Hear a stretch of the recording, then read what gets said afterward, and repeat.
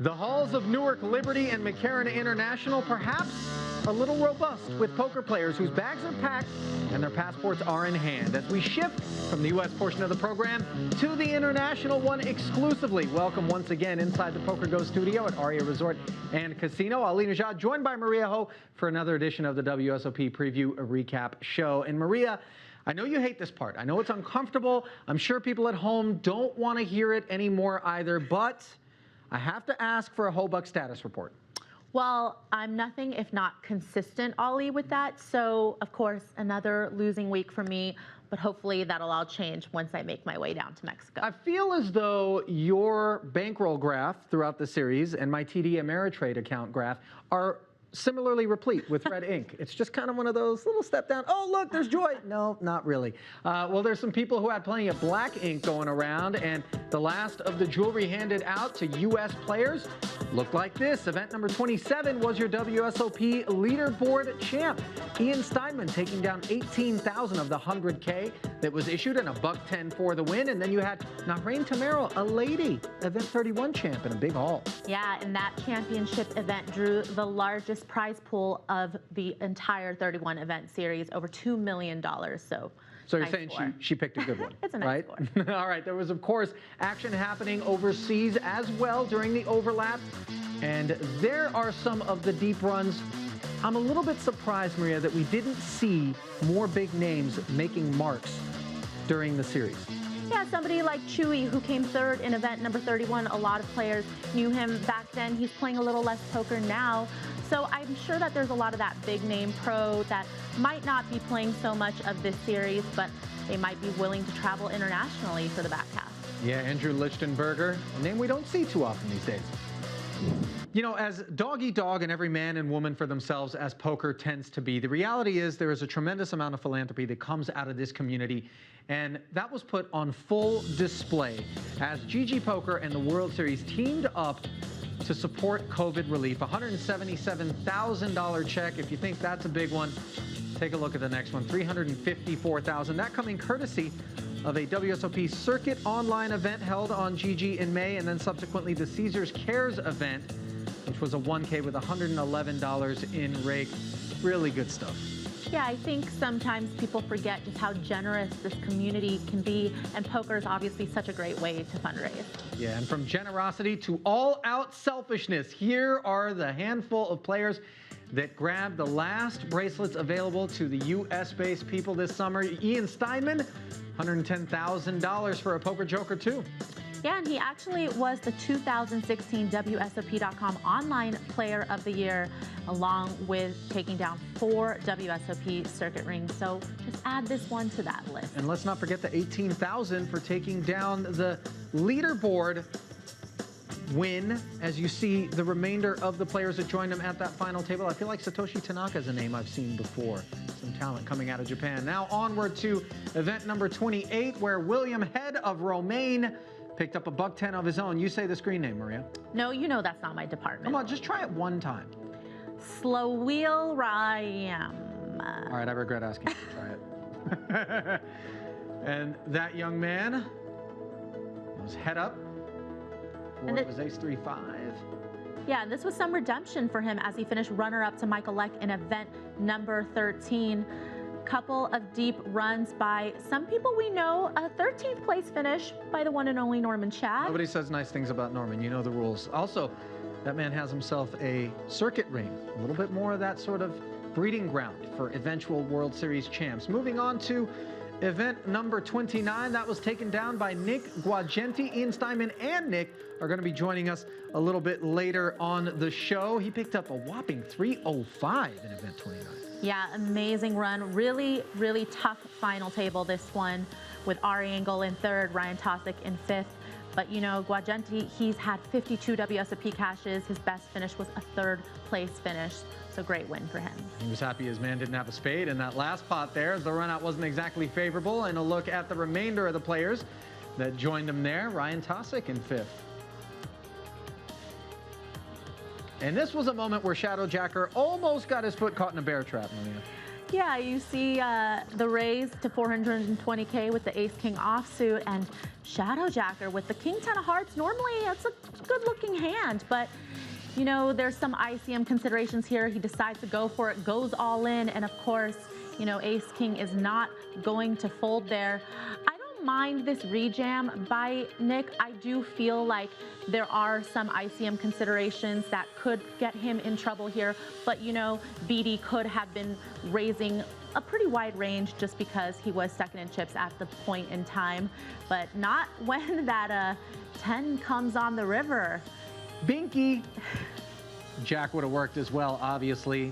Food for thought. I don't think Phil Ivey and Magic Johnson were actually at that table with them. And obviously, a little bit of context. We don't know if BD out was a little out of line when the rejam came in. Jonathan taught everyone a lesson. Sugar J, $64,000 richer. A modest haul in event number 30. Yeah, this was for the win in the seniors event. And Jonathan has had 7 WSOP live cashes. Not sure how familiar he is to the online landscape, but of course, this is still a great tournament to take down. Deuce 4-5 with a couple of diamonds. And when you got 4-5, you don't need to worry about the 3 after the turn. Boatsville and the others that joined him at that final table as you feast your eyes. But really, for me, it was all about event number 31. We'll get there. We'll get there. I'm chomping at the bit. Here's Sugar J, heads up.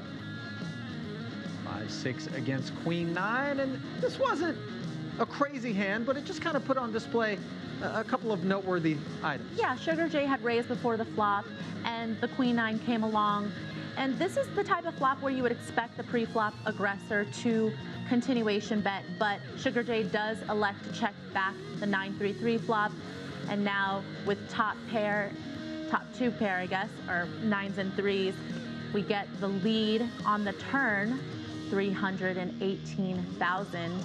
And Sugar J actually turns an open-ended straight draw here, so he decides to call, try to realize that equity with his draw.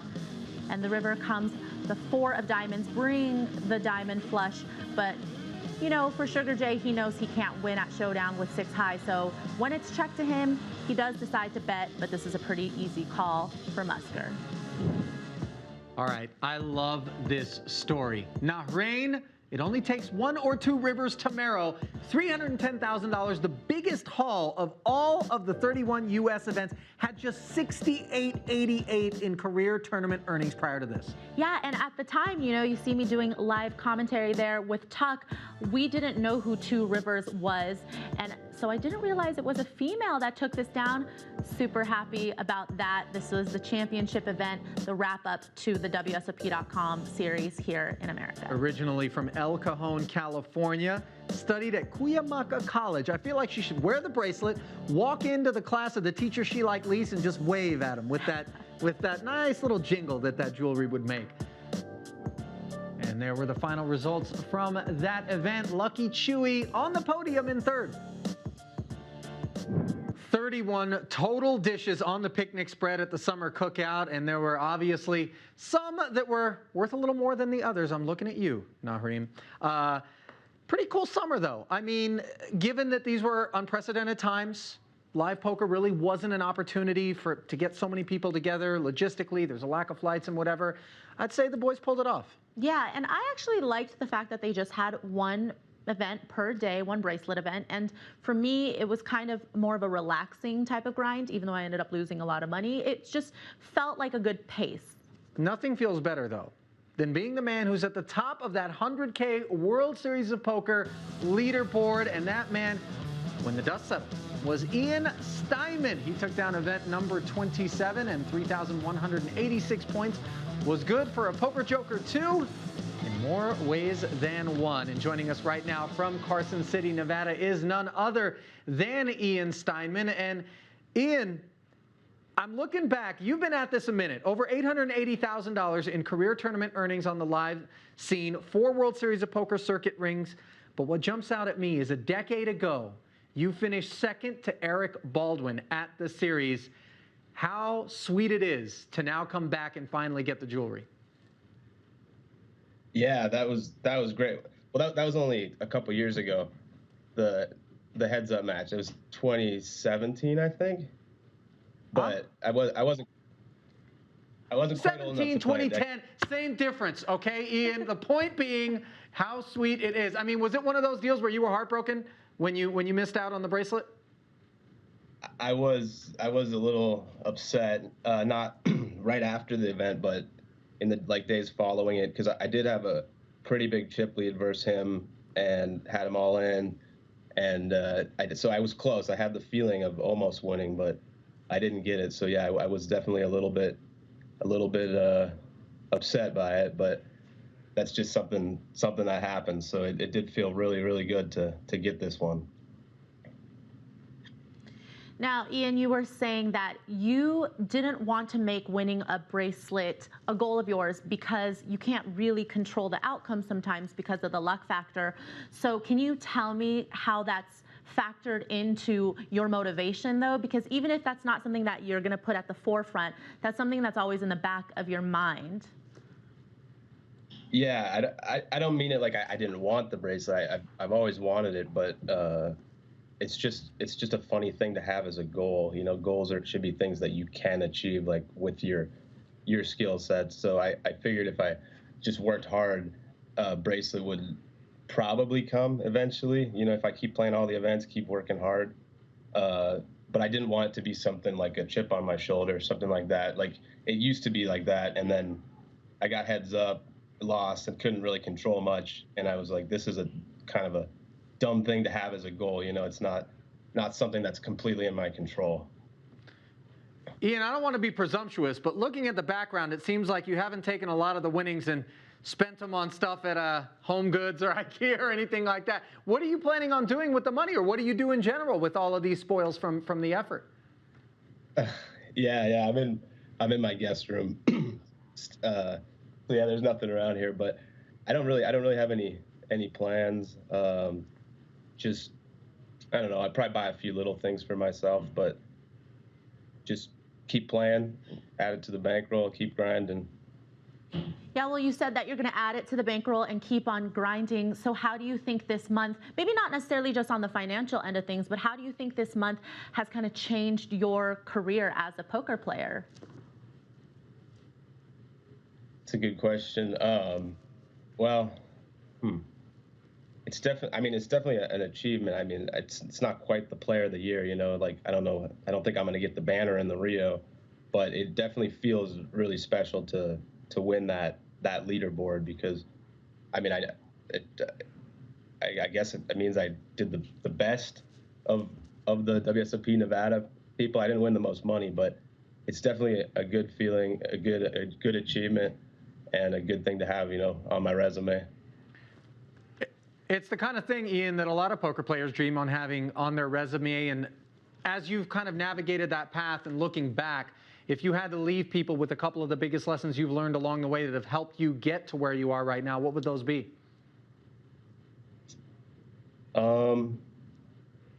Well, I guess just, you know, embrace the moment. I was running really good this month, and I'm fine with that. You know, I don't have to tell you guys I played the best, or, you know, I'm really good. I know I was running good, and I just kind of rode that wave, and that, you know, that transfers over to playing well, because when you're running good, you're confident and you play well. Well, play well you did, Ian, and as humble as you are, let us be the ones to give you your due. Well done this summer. Are you heading out for GG? I don't think so. I think I'm just going to hang out. I've slept for like the past 2 days. You know, I played 10 hours plus every day all month, so yeah, probably go golfing this week with some friends and hang out, relax. I don't think I'm going to do the GG thing. Well deserved, my friend. Thanks so much for the time. We appreciate it. You take care.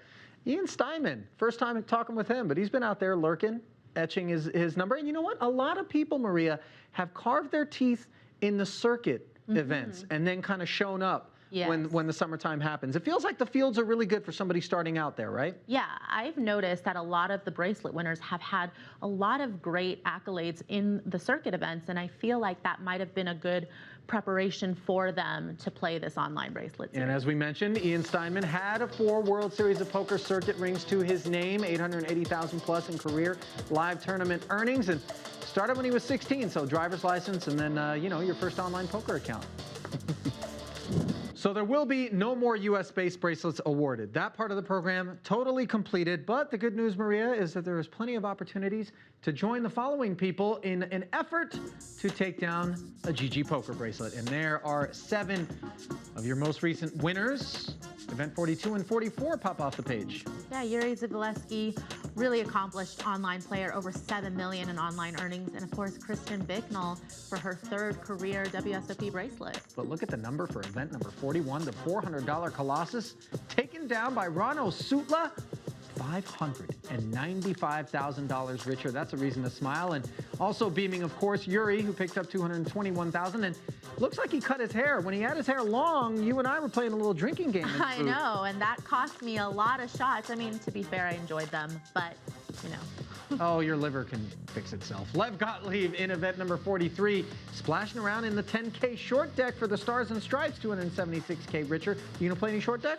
No, I would say that I don't want to lose additional money in games that I'm not really good at. Look who he took down. Yeah, I mean, Mikita Badziakuski is his heads-up opponent here, and Badziakuski obviously has a lot of experience playing short deck, so this might have been a tough loss for him. Yeah, top 2 pair not quite as strong in short deck as it would be in regular Hold'em, and the Ace-10 giving Lev Gottlieb the win. And also at that final table, Dan Shack. Yeah, Dan is also one of those players that has played quite a bit more short deck than most, so not surprised to see him up here. And then it was go, Leafs, go. All smiles for Kristen Bicknell. Really just a force, not just as a female participant, but just all around. Kristen, one to be feared. Yeah, and this was, you know, a great event to win. $2,500 buy-in, one of the higher buy-ins of the week, and 6 max, which is also a fun format. $356,000 richer after the 3rd 5-hitter on the turn. She reined her man in, and Bellarmino hung himself with that King-9 kicker. Didn't even play on the end, and oopsie. Long night in Rio for that man as you get a look at the remainder of that final table. And we move on to event number 45. Playing for the Union Jack, Patrick Kennedy took down the $840 bounty for $245,000, or like 100,000 British pounds. I don't know. What's the conversion rate now? Yeah, not a lot that we know about Kennedy, but here in his final hand against Joshua Pollack, kind of a cooler situation, jacks versus 10s. Call it what it is, kind of a cooler. 2 10s into 2 jacks at the final table. That hand's brought to you by Yeti. When you want your deck cold, think Yeti. We should have gotten paid by them. I actually did that on a pro bono basis. Okay, and there was the remainder of that final table. And look, I'm just saying, in 5th and 7th, it's possible. I mean, possible. No relation, but, you know, I got something to strive for. And then events 46, 47, 49, you have that 3-pack. And if you're thinking as you look at those faces, you know what? I should be up there. Well, here's Maria to help you pack your bags. So I've been saying for weeks now that I'll be heading down to Mexico for the international leg of my online grind. And since I have a lot of Maria money to recoup, I've decided to compile a list of my top 5 things for a successful online grind overseas. Now, first off, you want to bring something familiar. For some of you guys, it might be your favorite stuffed animal, but for me, it's an essential oil diffuser. Now, sometimes it could boost your mood. For me, it has a great calming effect, so I love having that right next to me when I'm playing. Secondly, gotta bring my yoga mat because it's perfect for that 5-minute sync break. If I'm feeling a little sluggish, a little lethargic, I definitely want to get on my mat, do some breathing exercises, some stretches, and then get right back to it. Now, the next thing that I'm gonna be bringing is an inflatable raft. Because, you know, what about towards the end of your session when maybe you're just one-tabling? Don't you want to have a portable grind station, a floating one perhaps? I mean, sounds pretty nice to me. The 4th thing is guac and chips, obviously, on standby at any given moment, because who doesn't love guac and when in Mexico? And last but certainly not least is top shelf tequila. For me, my go-to is Don Julio 1942, but to each their own, and hopefully it'll be for that impromptu celebratory moment or to drown my sorrows. TBD. Okay, I took some notes during that. Familiar has got to be an ex or a friend with benefits. Start staying at a hotel where you got people giving you mats and rafts. Guac, got to bring stretchy pants. Anyhow, GGPoker.com is where you can get your fix between now and September 6th. Log on. All right, one of the smiling faces that were out there somewhere in front of a computer monitor, no, not Maria's, belonged to a man by the name of Nick Guagenti, who's been at it for a minute. 1.3 million in career tournament earnings, and he joins us now from Columbus, Ohio. Nick, you come a long way since that 2040 Queen City Classic back in Cincinnati, my friend. Oh, yeah. Yeah, a lot of losing in tournaments. But this score, I mean, you know, 153,000 back then in 2014, this score was a big one, and there have been some hiccups along the way. I know you were discussing with us. Oh, yeah.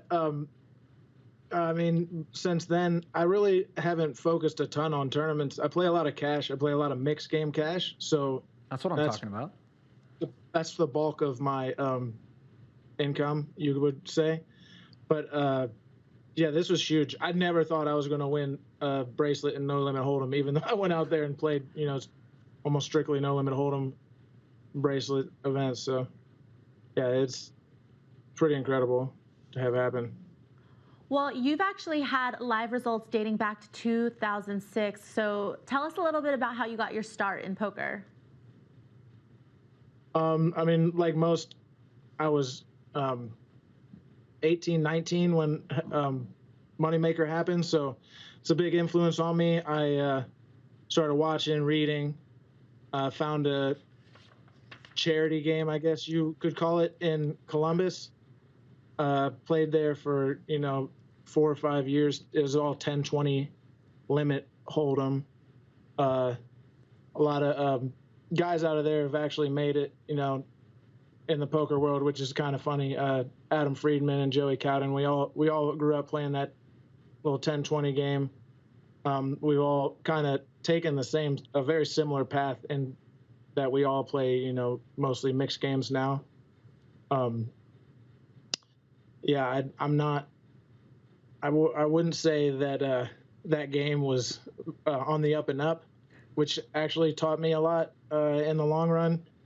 I was able to keep my eyes open on all games at all times, and it allowed me to develop, I guess, grabbing all the information in a game, because I wouldn't just watch the players. I would have to watch the dealer. You know, I'd have to watch, you know, people behind me, everything. It was a weird, I always called it the wild, wild west of poker games.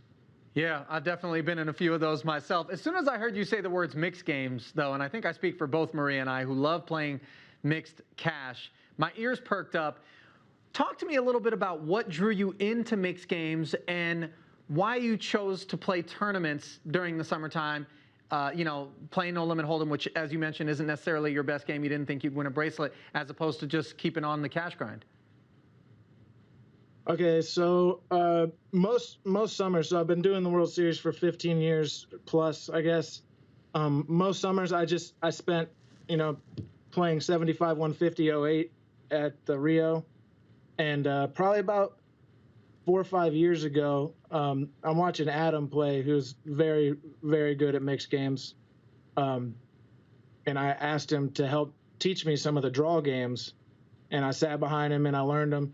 I mean, the reason I wanted to learn them, because the more games you know how to play and the more games that you're good at, the more opportunities you have of making money, obviously, because the best game in the room nowadays isn't the no limit hold'em game. A lot of people don't understand that. If you can get into these mixed games and you can learn them, they're great games for, you know, making money. And that's essentially why I'm in poker, is to make money. I'm not, you know, not really in it for like the glory for the most part, but you know. But admit it, mixed games are more fun. Oh, it's not even a question. It's not even a question. I try to spread the word with mixed games throughout my poker community.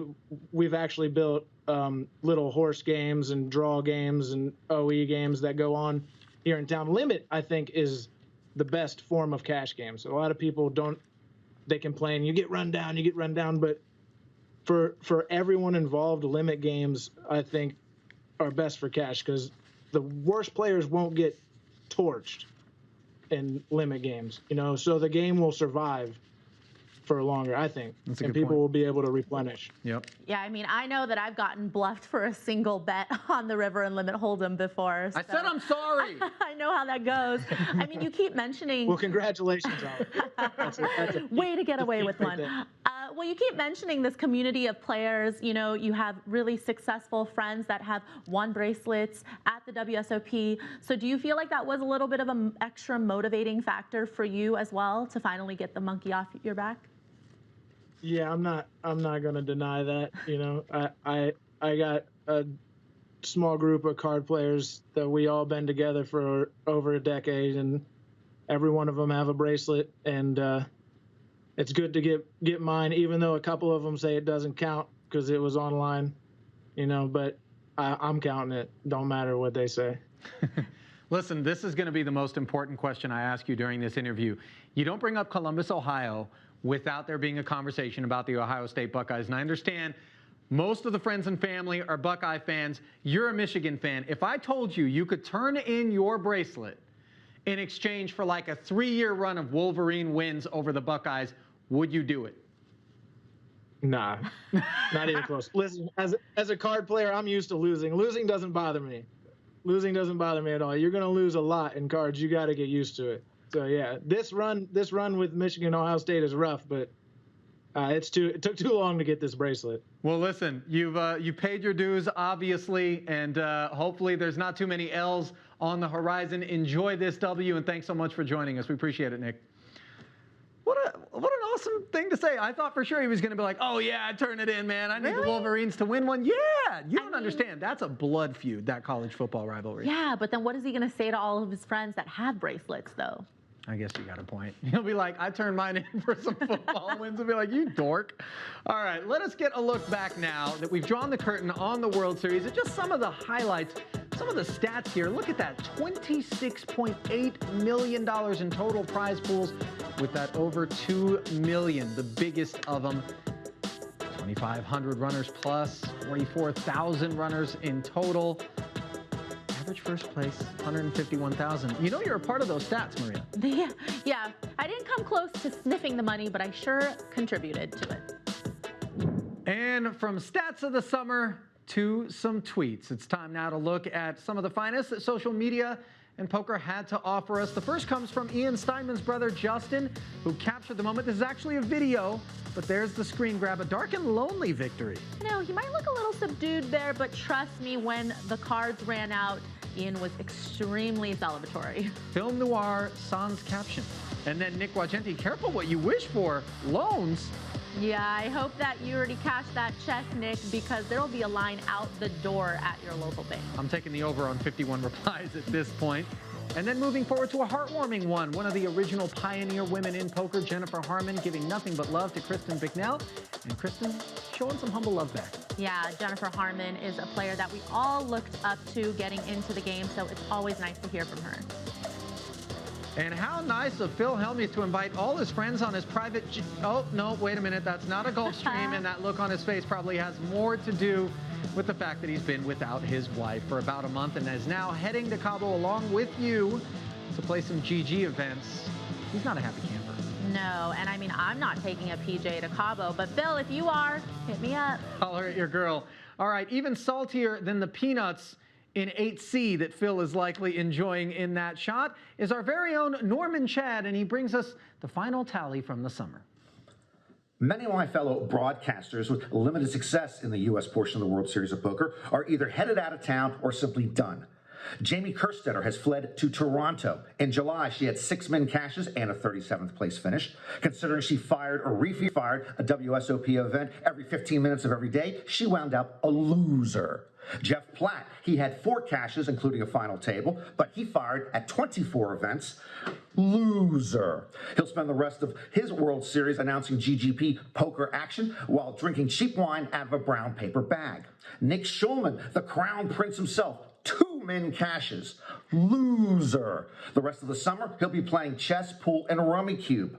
Maria Ho fired away at every World Series event in July with 3 min cashes. Loser. loser. If she played solitaire online, the deck would be a 10-1 favorite. Maria's headed to Mexico next week to try her luck there. I hope she knows the Spanish word for re-entry. Oh, and me, 2 World Series events.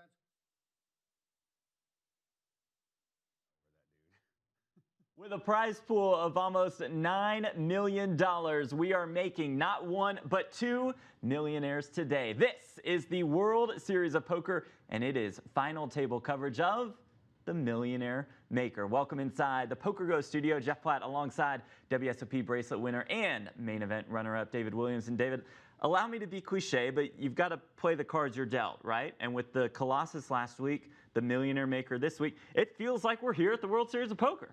Well, kind of, yeah. I mean, we feel like we're watching the World Series of Poker. I wish I was there, but no, this is cool. I mean, this event is bigger than the Millionaire Makers we've had in Vegas, right? It's the biggest one, which is kind of crazy to think about. Like, it's still happening in a way. Almost $1.5 million to first place. Second place will win more than $1 million. You've been at big final tables before. Take us inside the mind of somebody who is playing for $1.5 million in a bracelet today. You know, I think most poker players, these players probably aren't thinking about the money right now. Sure. It hits you at the end, but I think right now they just want to keep going up, laddering up, getting to that first place position. Then when it's over, you're like, dang, I didn't win, or you did. And then you're like, well, I did win a lot of money, so I guess it's not so bad. You have this like roller coaster of emotions where you are disappointed, then you're happy, then you're disappointed, then you settle in, you're like, well, things are pretty good. There is something really special about that World Series of Poker bracelet. What does a bracelet mean to you? It's more of like a relief, really. Okay. Because you see a lot of players, a lot of great players, a lot of players better than me that don't have one and they want it so bad and they struggle. And there's a lot of luck. Like you could be one of the best players in the world, like a lot of you, and not close it out, not get there, come up short. But once you get it, you can kind of not worry about that and just focus on playing. Now, a lot of guys chase more, That's not been I mean, I'd like to win a second one, but I don't have to think about it. It doesn't haunt me like it did before I got it. And I think a lot of players have that feeling. Almost 6,300 entries in this one, creating a prize pool of almost $9 million. I mean, we keep talking again and again and again about the turnouts, and this is just another exceptional one. Yeah, I think it's just a sign of the way things are going. I'm not saying that we should get rid of the live World Series of Poker. I think nothing will ever replace that. I think people love that. I miss it dearly.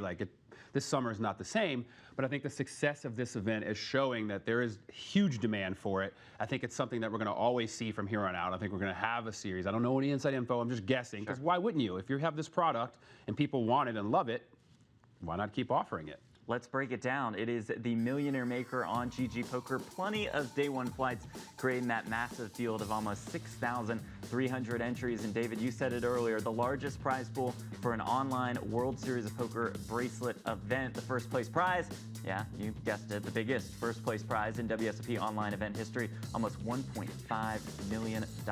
Wow, the biggest first place payout in WSOP Millionaire Maker history, and the first time a WSOP online bracelet event awarded 2 7-figure payouts. Among the players in this event, among a bevy of superstars, I would say, would be one Daniel Negreanu. Negreanu finished 39th in this one. Another deep run for Kid Poker this series. I had the chance to catch up with the GGPoker ambassador a little bit earlier today. Well, Daniel, I want to get into your run this series in just a minute, but first, the chip leader going into this Millionaire Maker final table is a man by the name of Daniel Dvoress, who you just so happen to have a bracelet bet against for $100,000. You're going to be sweating this final table pretty hard today? I'll be watching you guys on the commentary. Yeah, he's got a pretty good stack of chips, but anything can happen. Great guy, and I'll root for him to win $1 million for second place, but obviously got to have the anti-root right now. And I'm focused on me getting the job done, and if I do everything, handle itself. But yeah, it's a fun sweat to have him in such a prime position to win.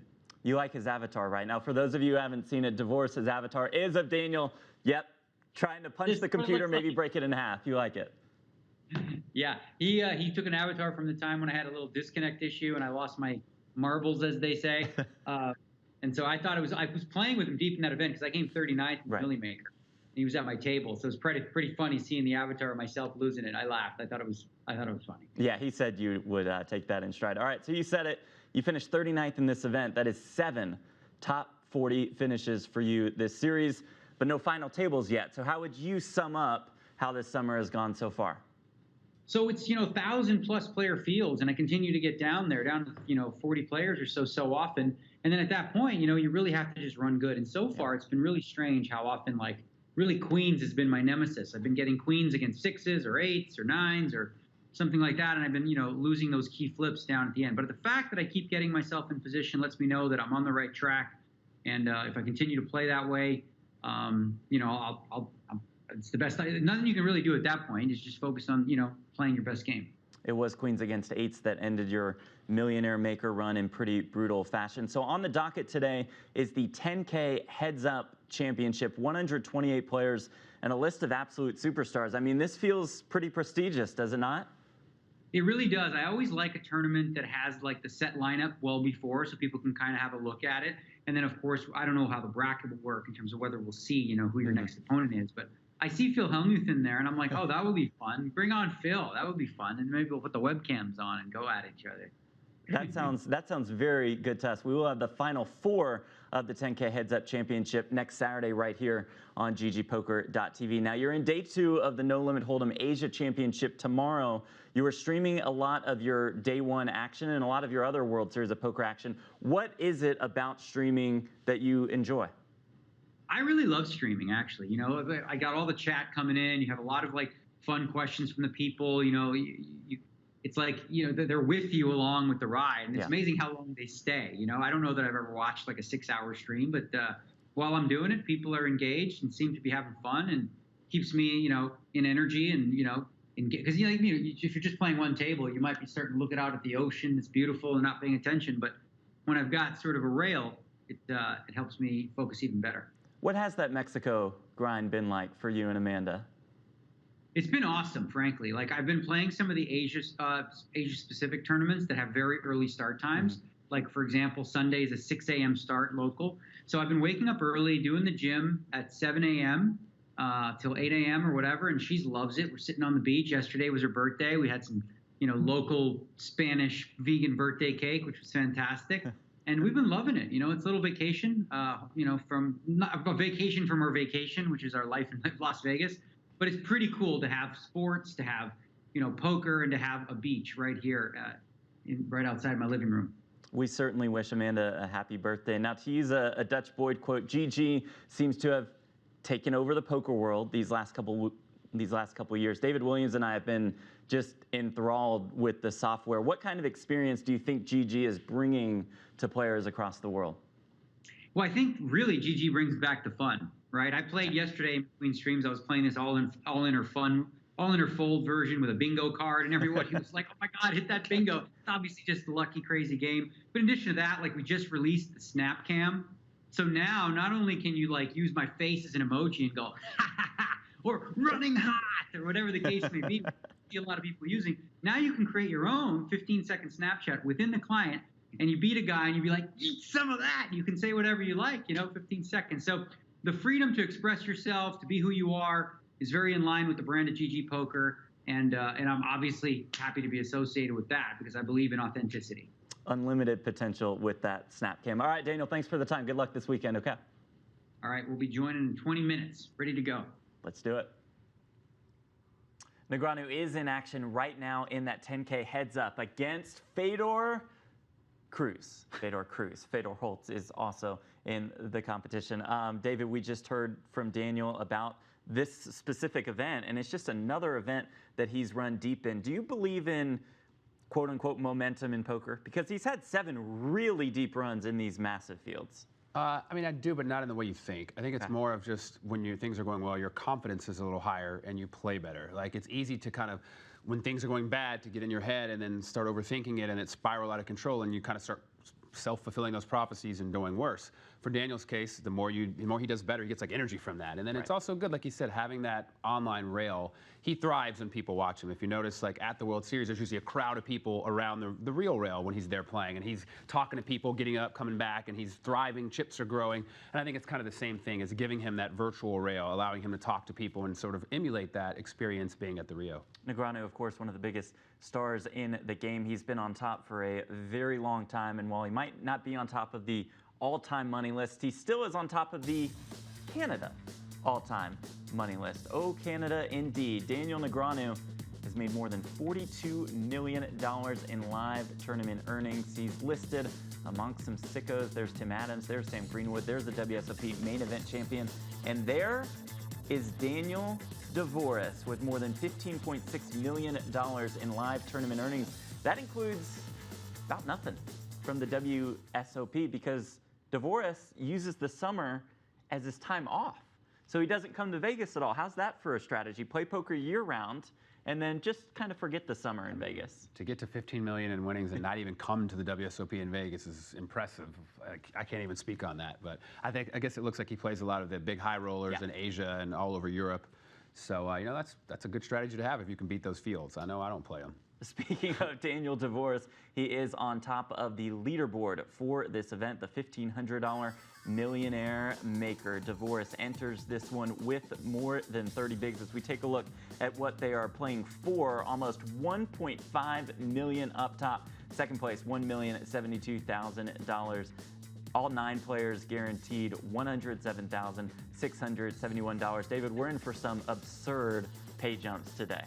Yeah, and the stacks are fairly shallow. There's 105, I think, big blinds total amongst 9 players. So they're not very deep, big stacks. I think we're going to see a similar play like last week, a little waiting around at the beginning. The short stacks are going to be forced to make a move, some double ups, some bust outs, and then once we get down to 4 or 3 players, the big blind average will be higher, and we'll see some actual real strategy kind of coming into it, other than the short stack strategy, which is strategy in itself, but it's just different. You said it. This table's not very deep, so let's take a look at the stack sizes, and we will find Daniel Dvoress' name on top of this leaderboard with more than 92 million in chips. It sounds like a ton. It's about 31 big blinds. As we run through the rest of the leaderboard, Alejandro Caridad from Argentina, NEVILLE COSTA from Brazil, Michael Nugent playing out of Canada. There's Russia's Anatoly Filatov celebrating his birthday today. More on that later. He is in 5th place. Thomas Cybulski out of Poland in 6th. Aneris Adomkevicius from Lithuania in 7th. Caio Almeida out of Brazil in 8th. Ronnie Kaiser rounds out our leaderboard. There are 5 stacks with 10 bigs or less. That is quite the intriguing ICM dynamic as we move into this final table. Yeah, I think it's going to allow Daniel Dvoress to really apply a lot of pressure and put the other big stacks and medium stacks in a weird spot. Like, he can effectively just move all in on them in pots, and they really can't call without like aces or kings, because it would be such a tragedy to be like second and get 9th in this tournament when you have with so much money at stake every page up. So I think that'll allow him to really steamroll unless the short stacks pick up a big hand, because not even a big hand, just a hand they want to go with. So he kind of has to be selective in his range because of that. But he can still double one of these short stacks up, and he only loses 4 big blinds. So I think he probably has the experience, I know he does, to utilize his chip stack and the positioning of the players with the ICM implications to his advantage. Yeah, he's got to feel really confident going in. And with that said, let us meet our players from this final table. Of course, this is anchored by Daniel Dvoress, born in Russia, lives in Canada, took down Super High Roller Bahamas for more than $4 million. And David, you said it, he's in these high roller events. When you win an event like that, I mean, that kind of puts you on the map. That's the ultimate flex. Yeah. It's like, I played the best of the best. I was the champion. I don't want to hear it from anybody. So, yeah, I mean, I haven't played with Daniel, but I'm familiar with his name. Definitely a killer, definitely someone to respect in poker. His abilities speak for themselves. Coach, for Run It Once, let's take a look at one of these key hands that he played late in the Millionaire Maker that propelled him to an even higher chip stack. You see, open with the ace-5 of clubs, NEVILLE 3-bet with the queen-10 of spades. Dvoress goes Rip City with the ace-5 of clubs with 12 players left. Yeah, Millionaire Maker. How about that? And their stacks are pretty even. That was about 38 big blinds, and that's a deep spot. I mean, I guess he correctly identified his opponent had a wide range of 3-betting, and they were only, I believe, 5 or 6-handed at that table, and he's like, I'm going to put my opponent to the test. I don't think he wants to bust with what likely he's holding, and he was right. Also shows a little bit of that no fear mentality that Dvoress Definitely. I mean, if his opponent, who's still at this final table, was able to look back and see that hand, I don't know if maybe he's seeing it right now with us. he's going to know, all right, this guy's here to play. He's not the guy to mess with. And this guy is here to win. In second place out of Argentina, it is Alejandro Caridad, plays as Pepe Alice on GG Poker. He enters this one with more than 20 bigs. One course short of the biotechnology degree, and then said, you know what, I'm not really feeling it. He runs an organic food supply business in Argentina. This is his very first WSOP cash, and more importantly, David Williams, he is an expert at NBA Jam. All right. How about that? I was pretty bad at it, I think. Maybe not. It's been years. I think that was like 93. I'm just saying, if you're bad at it, you don't want to challenge Alejandro Caridad, who still plays the 1993 version of NBA Jam. I wonder if he has an arcade machine in his house. He might, and he might be able to afford a couple of them depending on how he does today. Let's take a look at one of his key hands. This came with 18 players left in the tournament. It was Caridad versus Michael Adamo, another stone-cold killer. We picked this one up on the river with 16.7 million chips in the pot. Adamo leading small with a pair of tens. Pepe, Alejandro, has that ace of spades in his hand, turns his ace high into a bluff for all of the chips. Yeah, I mean, that's a pretty ballsy move there. Yeah. Put his tournament life on the line with just ace high. I mean, it really is dependent on the action on the other streets played to give true insight into what made him do this. It is a little suspect, the 1/10 pot bet by his opponent.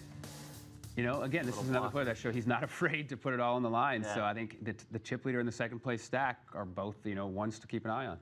A couple hands later, Caridad didn't end up busting Adamo straight versus straight in an absolute cooler spot. All right, third on our list, we discussed him a little bit because he was in that hand against Daniel Dvoress. That will be NEVILLE Costa out of Brazil, plays online as Nev Slater. This is his second cash of the 2020 World Series of Poker Online.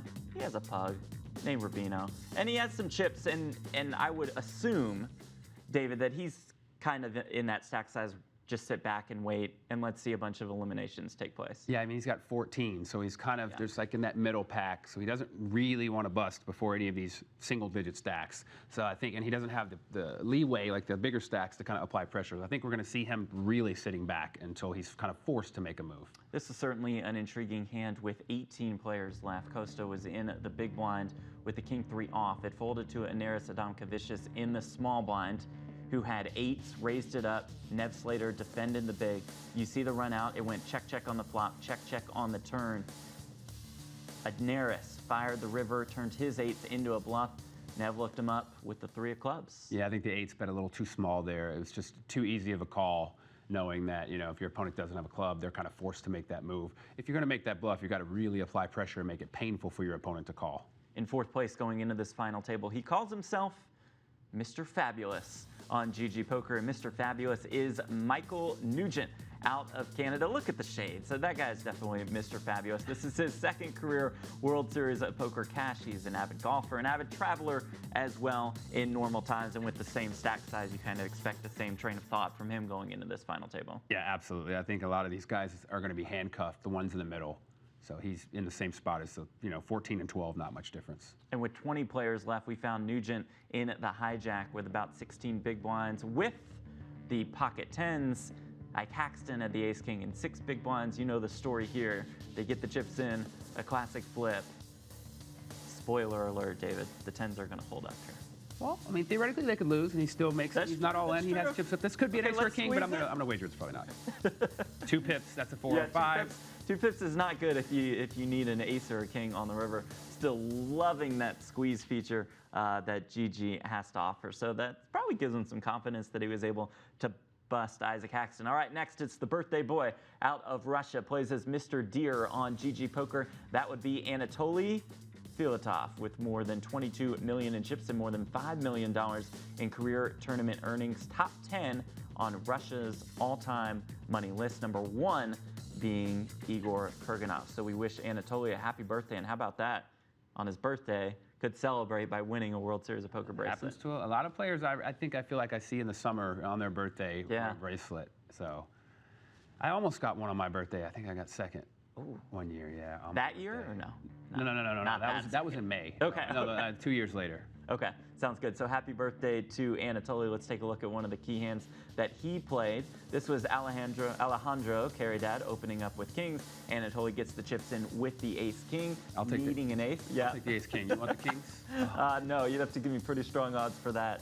There's the ace on the flop. One more out. Can we squeeze paint at least for a sweat? No. No, we cannot. That was the double for Anatoly Filatov. And by the way, 2 years ago on his birthday, he won the Party Poker Live Million Sochi main event for one of his biggest career scores. So maybe he has that birthday momentum. Up next, Tomasz Cybulski plays his Sushi Janushi out of Poland. He is married with a 6-year-old girl at home. He is on the Poker Code squad with Fedor Holtz and Matthias Eibinger, career live tournament earnings of about $200,000. So David maybe doesn't have that much experience in the live realm, but when you're a Poker Code guy, he's, I'm assuming, going to be very understanding of the spots that are presented to him. Yeah, I mean, those guys focus a lot on the mental aspect of the game.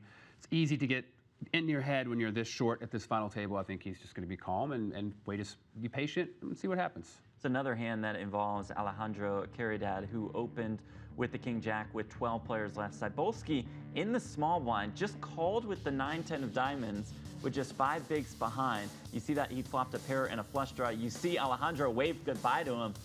Not so fast, my friends. River card needing a 10, a 9, or a diamond. You see Alejandro with the Negreanu prayer emoji just one time. 9 ball on the river for Cybulski. I like those Negreanu emotes more and more. They must have 100 of them. We see a different one every hand. Yeah, they're really capitalizing on their ambassador, and you know, it's cool. I like it. It's cool. It's cool. We love the software. All right, how about Aneris Adomkevicius? Out of Lithuania, plays his Taiwan #1, career live tournament earnings of almost $700,000. This is his 3rd cash of the series. A couple small cashes in the Super Turbo Bounty and the Colossus event. He comes into this one, David, as one of the super short stacks. So hoping to ladder a little bit, or just hoping to pick up the nuts. Yeah, I mean, I think the bottom 4 stacks, really, 4, 5, and 6 blinds, what they have, are effectively the same. And they're all going to be just looking for a good spot, you know, somewhere to pick up some chips, maybe get it in, get a big hand, and get it in and double up. But they don't really have a lot of time. Aneris was pretty creative with pocket aces with 27 players left in this tournament, taking on Deadman 1100, who you see with the King-9 of Hearts, who had opened under the gun, and Aneris had just flatted pre. They get the chips in on the turn. It is Deadman 1100, needing a king, a 9, or an 8. We do sweat some paint. That looks like a queen. That is a queen. Well played, Aneris Adomkevicius with the aces there. Coming into this final table in 8th place, that would be Caio Almeida out of Brazil, a former professor who has a degree in history. He also has a baby boy on the way. This is his first career World Series of Poker cash. How about that? His first cash. He just makes the final table of the Millionaire Maker. Could make him a millionaire in his first cash. I'm just noticing saw a Brazilian player last week. Yeah. 2 Brazilian players this week. Brazil's on fire in these GGPoker World Series events. And just like we did last week, shout out to Felipe Ramos, an ambassador for GGPoker from the great country of Brazil. Let's check out Caillou's featured hand with 15 players left. This one folded around the swag on the button. Swag as ace-king, Caillou as ace-queen, in the big blind with less than 20 bigs. This is just a cooler spot. Yeah, I mean, neither player has any choice here other than getting all the chips in the middle. Queen ball for Caillou. Just looking to dodge a king or a 10 on the river. We will squeeze that one. You guys should mix it up and throw in one where he loses, and then we see he was down to 4 million and he battled all the way back. That would be kind of cool. That would be cool indeed. All right, our short stack going into this one. Ronnie Kaiser out of Switzerland. This is his 2nd World Series of Poker cash. Doesn't make the trip to Vegas that often. This will catch your interest, does like to play that high stakes PLO cash. Oh, I know. I'm familiar with Ronnie. Okay, yeah. you're right. Trust me, I know this guy. So, yeah.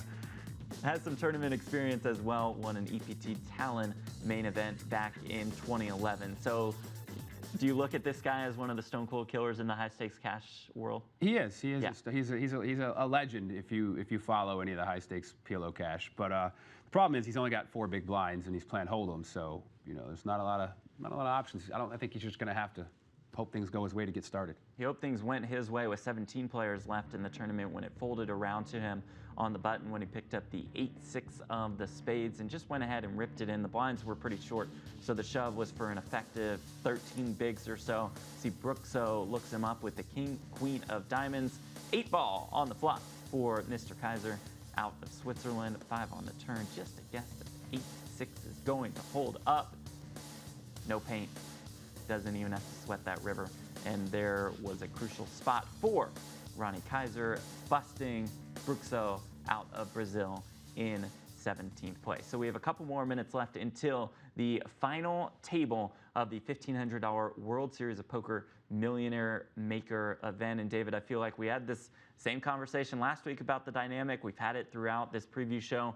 This tournament is going to play pretty shallow for a little bit, but then we could potentially see some deeper play towards the end. Yeah, and I think with the names who have the chips, as long as they're there when the consolidation does begin, I think we're in for an interesting ride. Yeah, I think so too. So we see you all in the GG Poker chat. Thank you so much for joining us on twitch.tv/GGPokerOfficial, or just go to ggpoker.tv. It's a lot easier. You're also checking us out on YouTube and on Poker Central and GG's YouTube channels and on PokerGo's Facebook page. So in the chat, drop us a line, say what's up, say hi, let us know where you are watching us from. Almost $1.5 million up top. And David, this is something we briefly touched on with Daniel Negreanu. We have the 10K heads up going on today. I feel like that event carries a certain amount of prestige in the World Series. I mean, that's always one. Originally, I played it all the time, but I just realized I wasn't. The tournament's too tough for me. That's a really tough tournament. Winning that tournament means a lot. I actually think it's probably tougher being online right now because you get a lot of players who aren't in Vegas, such as like Daniel Dvoress. He doesn't come in the summer. You get a lot of these killers that aren't there in Vegas. And you get a lot of people who are just taking a shot, win satellites. I think you still have satellite winners, but I think for this tournament, the field is probably a lot tougher than it is normally in the summer in Vegas. So whoever wins this one, hats off to them. It's going to be tough.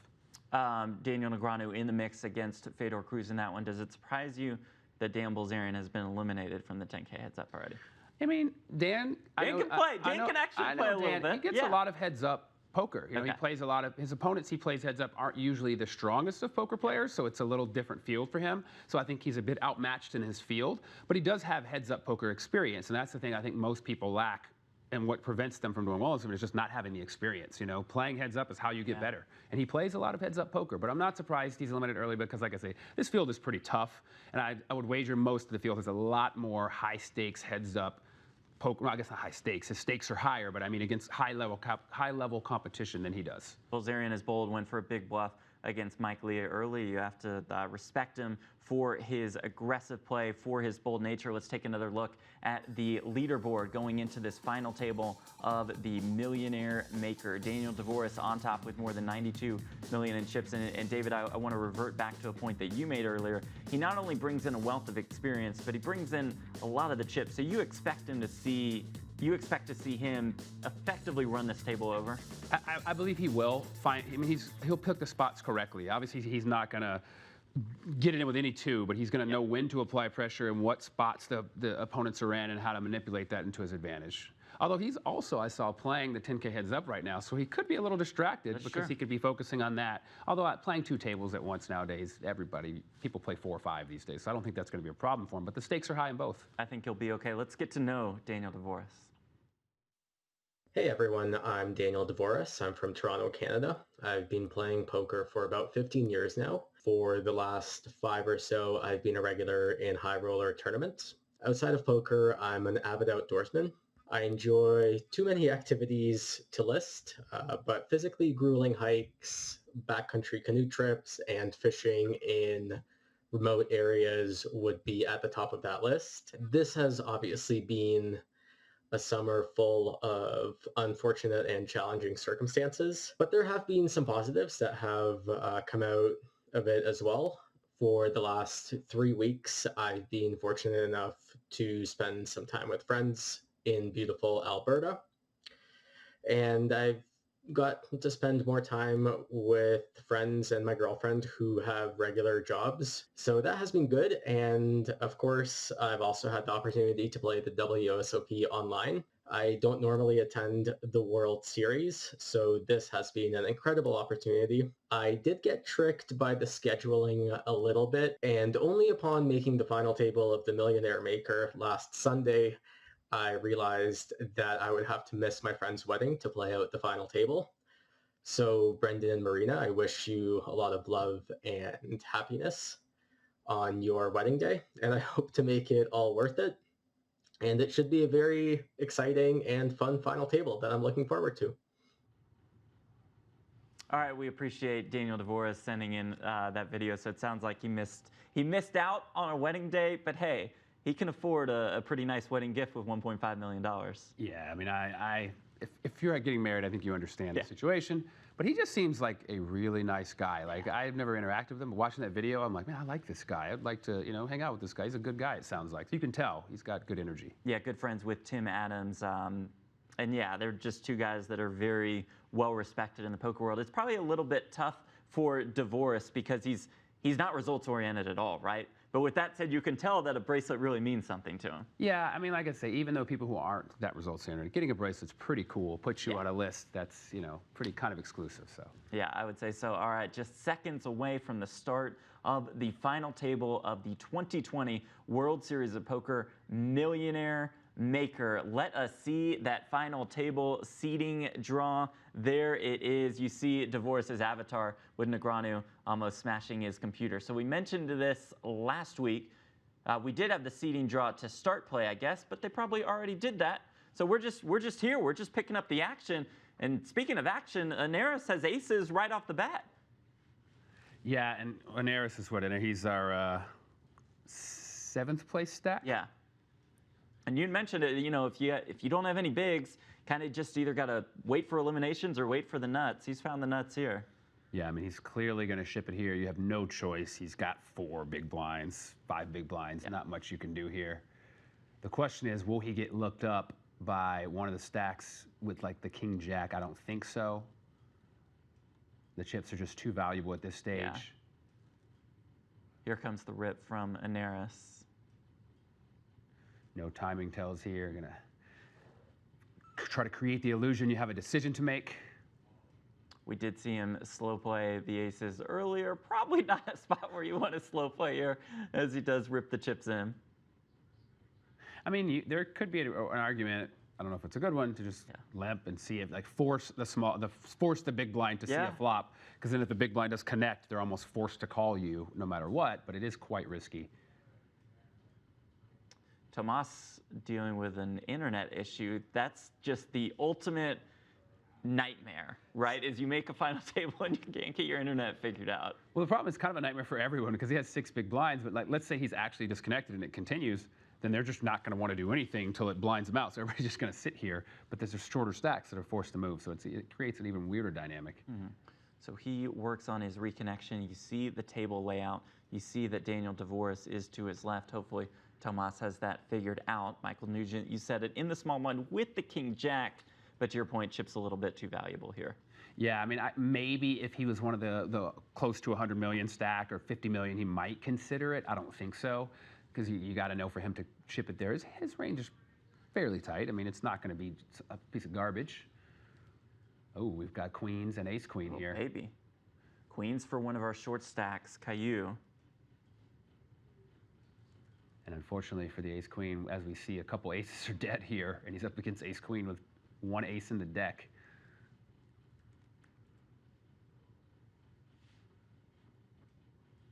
So Caillou does rip it in. Less than 3 bigs. Now it looks like there's...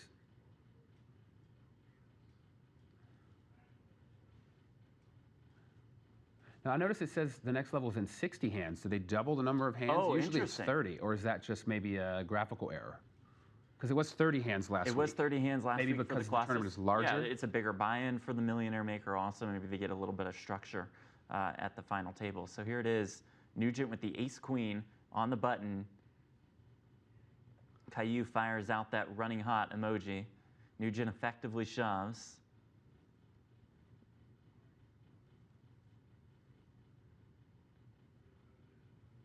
Queens versus ace-queen. Caillou Almeida All in and at risk, looking good so far. Ooh. Ooh. A deuce on the New river life. would end his tournament. Let's squeeze it. It is a 5 on the river. Caillou survives. Let's get to know Caillou Almeida out of Brazil. Hello everybody, my name is Caio Almeida. I'm a 29-year-old Brazilian poker pro. Nowadays I share my time between grinding online MTTs and being CEO at Midastin, a Brazilian poker team that I own with my brother and a few friends. I was born at São Paulo but lived the most part of my life here at Curitiba, where I graduated in history in 2013 and played poker professionally since 2012. I'm really proud and looking forward to the birth of my first son, Eric, who should be born now in October, and feeling ready to ship this bracelet home for him, for my friends, and for my family. Let's do it. We thank Caillou for sending us that video. We appreciate it. Caillou just folded in the big blind. Dvoress just ripped it with the ace-9 of hearts, and as you're saying, it's just max pressure that he's going to apply throughout. Well, the table positioning is interesting too, because the 4 players to act all have 3 shorter stacks that had already folded. Yeah. So like the people who are likely to call him are those stacks that are forced to, but the 4 behind him had pretty much had no choice but to fold, and he knew that. And with this blind jump that started at the very beginning of the final table, everybody is even shorter than we thought they were. So Dvoress is the chip leader, but with 25 bigs. Tomas got his internet connection working again, which is good. We think. Does have the ace-7. Yeah, these days, is he tanking or is he Right. I don't know. Again, David mentioned it earlier, final tables on GGPoker are dictated as far as blind levels go, not by an amount of time, but by an amount of hands that you do play. So 60 hands per level at this final table.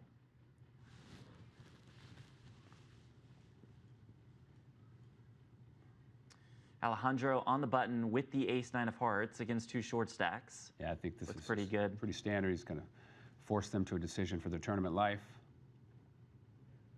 Caillou in the small blind. Aneris Adomkevicius from Lithuania in the big blind. We saw him pick up aces to start this final table.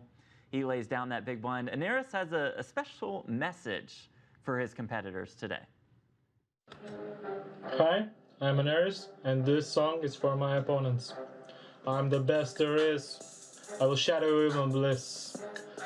You will die with my kiss, saying goodbye to your chips. I'm the best there is. I plan on winning this. I'm rocking in my chair. I'm gonna 4-bet with air. Listen good, listen fast. I'm gonna crash. I'm gonna beat your ass. With a flush, you're straight gonna crash. GGPoker is the cash. I'm gonna take your money to my stash. Those deals on chops, I'm gonna mash.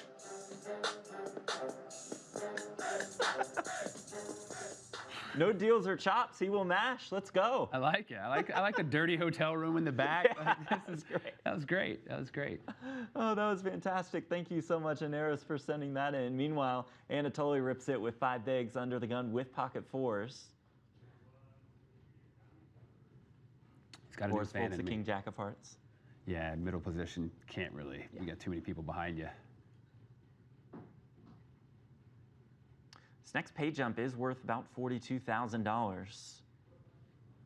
All 9 of our final table lists guarantee $107,671. Aneris, well, the ace-9 in the small blind lays it down. Players are acting pretty slow on their hand, which is something you normally see when the levels are timed, but with the number of hands, you think you'd see a lot more. Just fold it, bud. Let's go. Let's keep it going. Ronnie with 1 big behind with the 7 deuce off. It's actually a pretty tough spot, to be honest. I mean, you got 1 big blind behind, but you have the worst hand in poker, so it's like, oh my gosh, what do I do? I mean, he's getting, like, there's 30 million in there. Granted, that's 20 overlay, so you can't really count that. 4, 8. He's getting 4.5 to 1 on his call, effectively. Just a brutal spot. He is the shortest stack by about 2 bigs. And he's going to fold. Does lay it down. All right, let's hear from the birthday boy himself, Anatoly Filatov. Hello everyone, my name is Anatoly Filatov and this is my first World Series of Poker final table. I was so close so many times. I played poker professionally for like 10 years. I'm a Russian ambassador of poker and actually this is my birthday, so the final table is on my 32nd birthday and my first best score was like in Sochi 2018. I started this tournament at my birthday also and I won million, so this is the second time I should do that. I wish you best of luck and show you best performance. See you soon, guys. I love it. Happy birthday to Anatoly, and a really happy birthday right here as he picks up the ace-king of clubs in the big blind. Yeah, and we have a min raise from Daniel. I like that raise because it still puts his opponents in a weird spot, but it does allow him to fold if one of the bigger stacks picks up a hand and goes all in without risking too many chips. Now, a raise of 21 million more, I think he's going to lay it down. I think he's going to wisely identify his opponent probably is not getting out of line with such stacks, short stacks around him, risking his entire tournament life. And he can preserve that chip lead. Ronnie, again, in another brutal spot, has to put half his stack in and fold because he gets another 5 deuce, another really bad hand. There's the shove from Anatoly. You heard it from him 2 years ago on the Party Poker Millions main event in Sochi for almost $1 million. His biggest score came last year at World Series of Poker Europe. He finished third in the 100K Diamond High Roller for more than $1 million. Poor Ronnie has put in 600,000, I believe, for the ante and picks up another deuce, 3 hands in a row. Ronnie Kaiser out of Switzerland entered the tournament as the short stack. Cards have not gone his way in these first couple hands. Alejandro in second place with 16 bigs. Alejandro wants to open Jack-10, knows his opponents can't do much with their stack sizes, but he just doesn't want to risk the 8 million. I imagine he'll raise to 8 if he raises, but nope, he does give it up. I think we're going to see Ronnie go with this, which is unfortunate for him. I mean, the ante is a third of his stack, so he's got to go with a hand soon. You know you're going to get, well, you're not even getting called, you're less than a small blind, so you get a chance to triple up or more because of the antes. The ante is more than double his stack, and he's eligible for all of that. Here he is with the Jack Deuce on the button. Oh, he gives it up. Choose to lay it down, hoping some magic happens here. Yeah, he's really hoping he can jump up one spot. If somebody makes a mistake or some cooler happens, he can pick up $42,000. Here he has A7.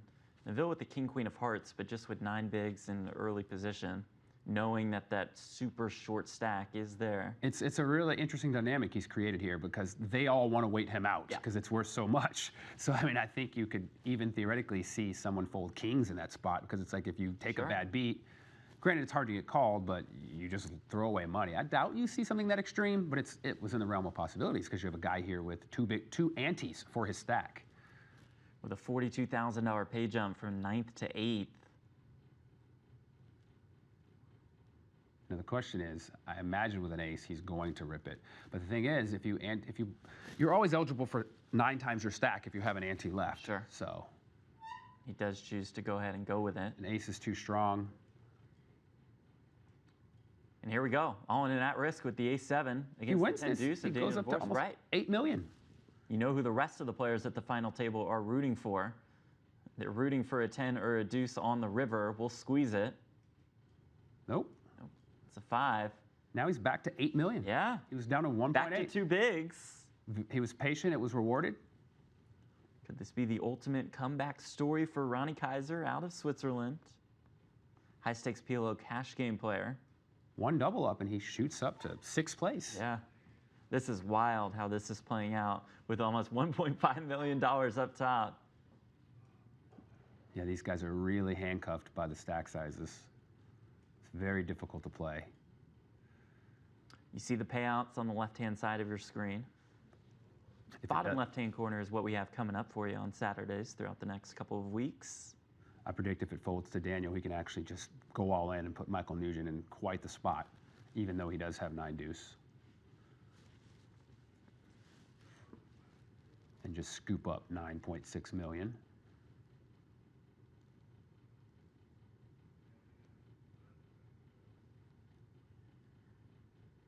I like how it has the VPIP marker in the top left above the name, the percentage of hands you've played, and it has like an ice symbol if you're ice cold, a hot if you're playing a lot of hands and winning. Yep, there it is. Yeah, there it is. You called it.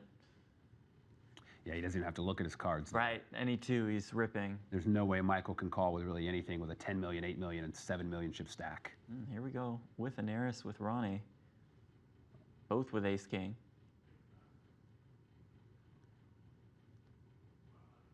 Ronnie's got to be loving it. Down to 3 antes. Could the comeback continue? It's funny, he increased his stack by such a large percentage, but he still has less than 2 big blinds. You know, it feels like you've got so many, you worked it up so big, but you don't even have 2 big blinds. Aneris with about 2.5 big blinds. He'll say cool. I think the players are taking the whole anti-timing tell thing a little too far. Right. Like you said, there's no point here. It's not a timed. It's like people, you know, you don't want to give anything away, but you got 2 big blinds, so whether you act fast or not, you know, you're willing to go with it. All right, so we have clubs versus hearts and spades, and we won't see a flush for either player. So they will chop this one up. Ronnie sees another slight increase to his stack. 11.5. Yeah, he's at Almost about 3 12. bigs now. Aneris up to almost 4 bigs. And ace king again. He's picked up some hands today. Aces, ace king, ace king. And we've got 2 9s in the big blind. Tomasz Cybulski is the shortest stack. He has 2 bigs. He's the jack 7 off here. So it's Aneris, Michael Nugent, Ronnie Kaiser, and Tomasz Cybulski, all with less than 4 bigs. Aneris goes with the ace king.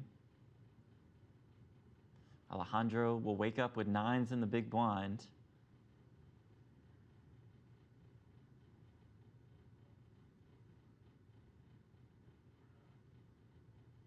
Should be a fairly standard call. Does make that call, and here we go. Aneris, Adomkevicius all in and at risk with the ace king against Alejandro's 9s, looking for an ace or king. Oh, or 9 ball on the turn, and that will do it for Aneris. Adomkevicius out of Lithuania, eliminated in 9th for $107,671. But we will remember him because of that rap video. That was pretty cool. The good game emojis are sent out in the chat. All players would get $150,000 now. That is true. The next pay jump from 8th to 7th worth about $58,000. Ronnie with the ace 4 with less than 3 bigs. Goes into his time bank. We also don't see the chess clock of sorts that we saw last week, where every player had their own time bank. Yeah, I'm not sure if maybe that shows later in the tournament when there's less players left, or I'm not sure how that works. This could be interesting. I could see Caillou calling here, blind versus blind, suited ace. You know your opponent is going to be applying pressure to you with a wide range of hands. Ace high stands to be the best hand, and it still is, just a different ace high. Caillou with 5 bigs behind. But he does have 2 shorter stacks. He might want to wait out 3 shorter stacks. So, again, it's a really tough spot. There's Alejandro with my last hand. I imagine he folds here with those 3 shorter stacks. Such huge pay jumps. Make them have to be forced to make a move. Right, which Tomas will be forced to do soon enough. Before the blinds come back to you, Tomas will at least be forced all in. Alejandro up to about 90 million. Coming after Daniel Dvoress, both of them are more than 20 bigs. Hello, hi, how are you? Good to see you. Jeff Platt alongside David Williams for this broadcast of the $1,500 Millionaire Maker. Just want to show your pretty face. Yeah. Put some makeup on. Nobody had a hand. We saw that. Right. Love it. Although we do have a spot here, I believe. Well, I mean, Alejandro, the problem is the big blind is the shortest stack. Well, second shortest stack, and you know that they're kind of not, they can't wait anyone out. I guess he could wait out the 7 million stack, but Unlikely. So you're going to see Caillou probably rip it in here. The ace-5 off. Be pretty, yeah, let's say pretty loose to give a walk to a stack size that big with ace-high. And Ronnie just runs so bad in these blind really spots. does, yeah. 7 deuce, 3 deuce, 5 deuce. He's never even given a shot to get in there. Get in there, fight. Hand's just too bad. Kaiser remains the short stack. Kaiser and Sapolsky with similar stacks, but Kaiser's in the small blind here.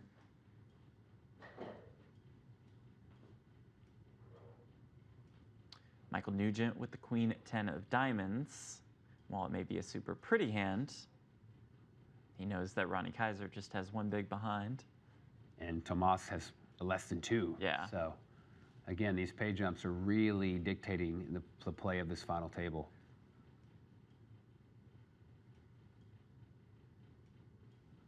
And if it does fold to Ronnie, again, he has a hand that's so bad, I don't think he could ship it because he knows he has no fold equity.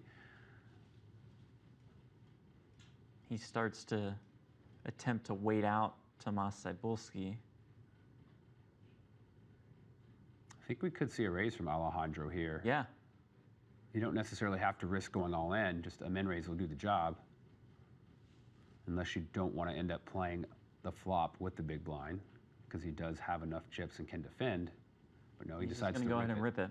Much better, because then you don't have to have any weirdness. If everyone folds, the big blind just calls, and now you're in no man's land. Now you just put him to the test. Do you want to put your chips in with whatever you have with 3 super short stacks? Probably not. So I like that decision there. Takes that pot down, and Alejandro Caridad out of Argentina becomes our chip leader. We see him with the ace-9 here, and Tomas Cybulski in the big as our shortest stack with the ace-6. Yeah, we could see the same thing we saw before, really abuse that chip leader position. I would not be surprised. How about Michael Nugent getting into the mix with the 7s? This will probably get a fold out of him. Michael Nugent only has a big blind behind, so you know you're going to have to take this hand to showdown. You know he's probably pretty strong based on the stack size of Cybulski and Kaiser. Yeah. I think Cybulski might be committed to calling. I mean, we did see Ronnie Kaiser in kind of the same boat. Yeah. His hand wasn't as strong as ace-6. I think you might see a call here with less than 1 big blind behind. And all those chips in the middle, such an opportunity. You don't have to be that far behind to have it be profitable. Excuse me, you know what I'm saying. Yeah, you can dictate exactly what you mean.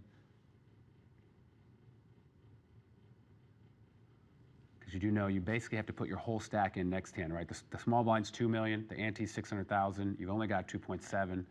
So it's, do you want to go with this hand against an early position raise with an ace in it, or get a random hand and be forced to go in against the big blind and whoever else opens? And he is going to go with the ace-6, Tomas Cybulski all in and at risk up against Michael Nugent's 7s. Ooh, now he needs a 7. Nope, 7 7 makes would be a full full house. Can he squeeze an ace Just on the an river ace. to stay alive? He cannot. And that will do it for Tomas Cybulski, eliminated in 8th place for $149,523. And then there were 7. Ronnie. And we see some hands here.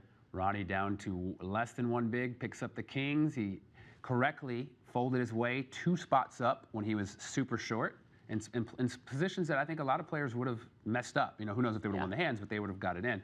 He laddered up 2 spots, and now he has a chance to double up again if his kings can hold up against the ace-king suited.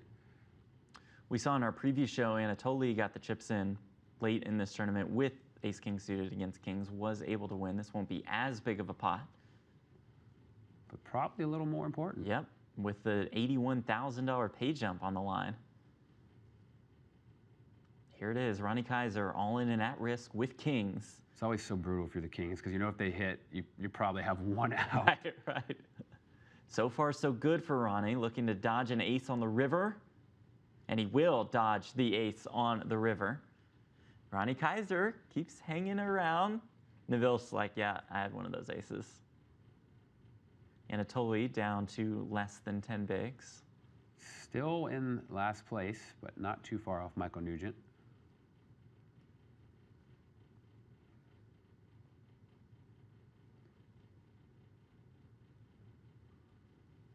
Tournament's gotten a lot deeper. Yeah, look at Caillou. Well, 6 bigs. But with the amount of hands that are still left in this level, I mean, theoretically, you could have a fairly deep 3-handed or heads-up battle. Oh yeah, I mean, if it consolidates here before this level ends, there's still 44 left. Yeah. Maybe it gets down to 3 or 4-handed. Stack's going to be in the 20-25 big blind range, and you can actually, make some moves there. Caillou's going to make his move now with the King 10 of diamonds. There's a lot of strength in that move. I mean, the other players, they know he's aware of the shorter stacks. So for someone to make that move, you have to assume they have a fairly tight range. Caillou knows that all the other players can fold. Nobody's forced into, like we've seen it for a couple previous hands. I would suspect his hand is stronger than King 10. So, yeah, I mean. Yeah, that looks strong. It pays off. Nice move. Caillou Almeida. Neville shows the 3s. It's hard to call it off with 3s in that spot.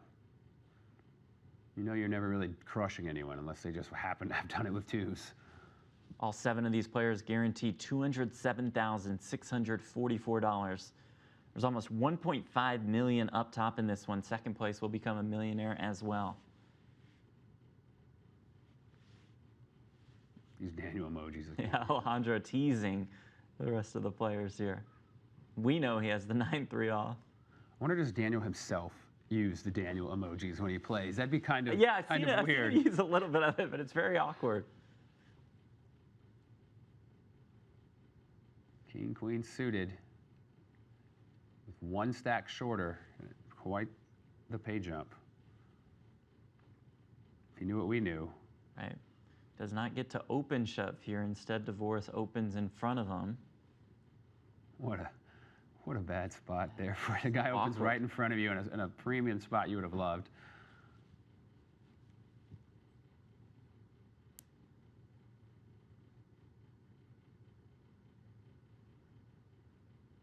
Nugent activating his time bank. Can't imagine. He can't imagine that he could get this through if he were to raise it. So he knows he probably has to see a flop with it and win the hand at showdown.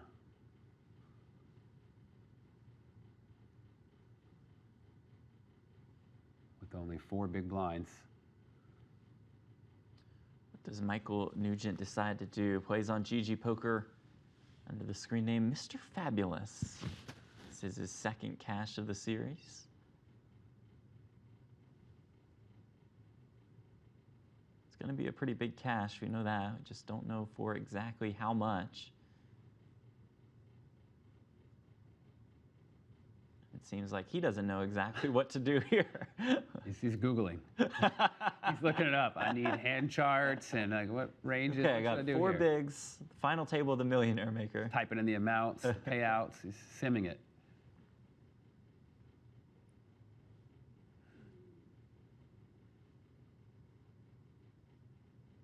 Alejandro probably just lining up one emoji he wants to fire off at Daniel Dvoress.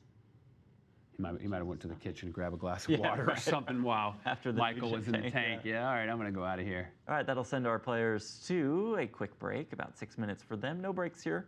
We'll keep it here. So how would you sum up, David, what we've seen so far? I think it's almost exactly as we predicted. Yeah. The players sort of handcuffed by the stack sizes and the pay jumps. The short stacks, if you see, they were the ones who were gone, other than Ronnie is still there, but they've kind of gone in order. No real blow-ups, no coolers. That's what it's going to take, is a cooler for 2 of the larger stacks at this stage to get it all in or to have some conflict.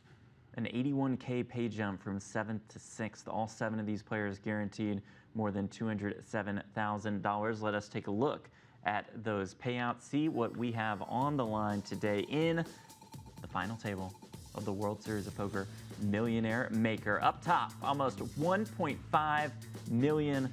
That is the biggest first place prize for a WSOP Online Bracelet event. We said the exact same thing last Saturday for the Colossus.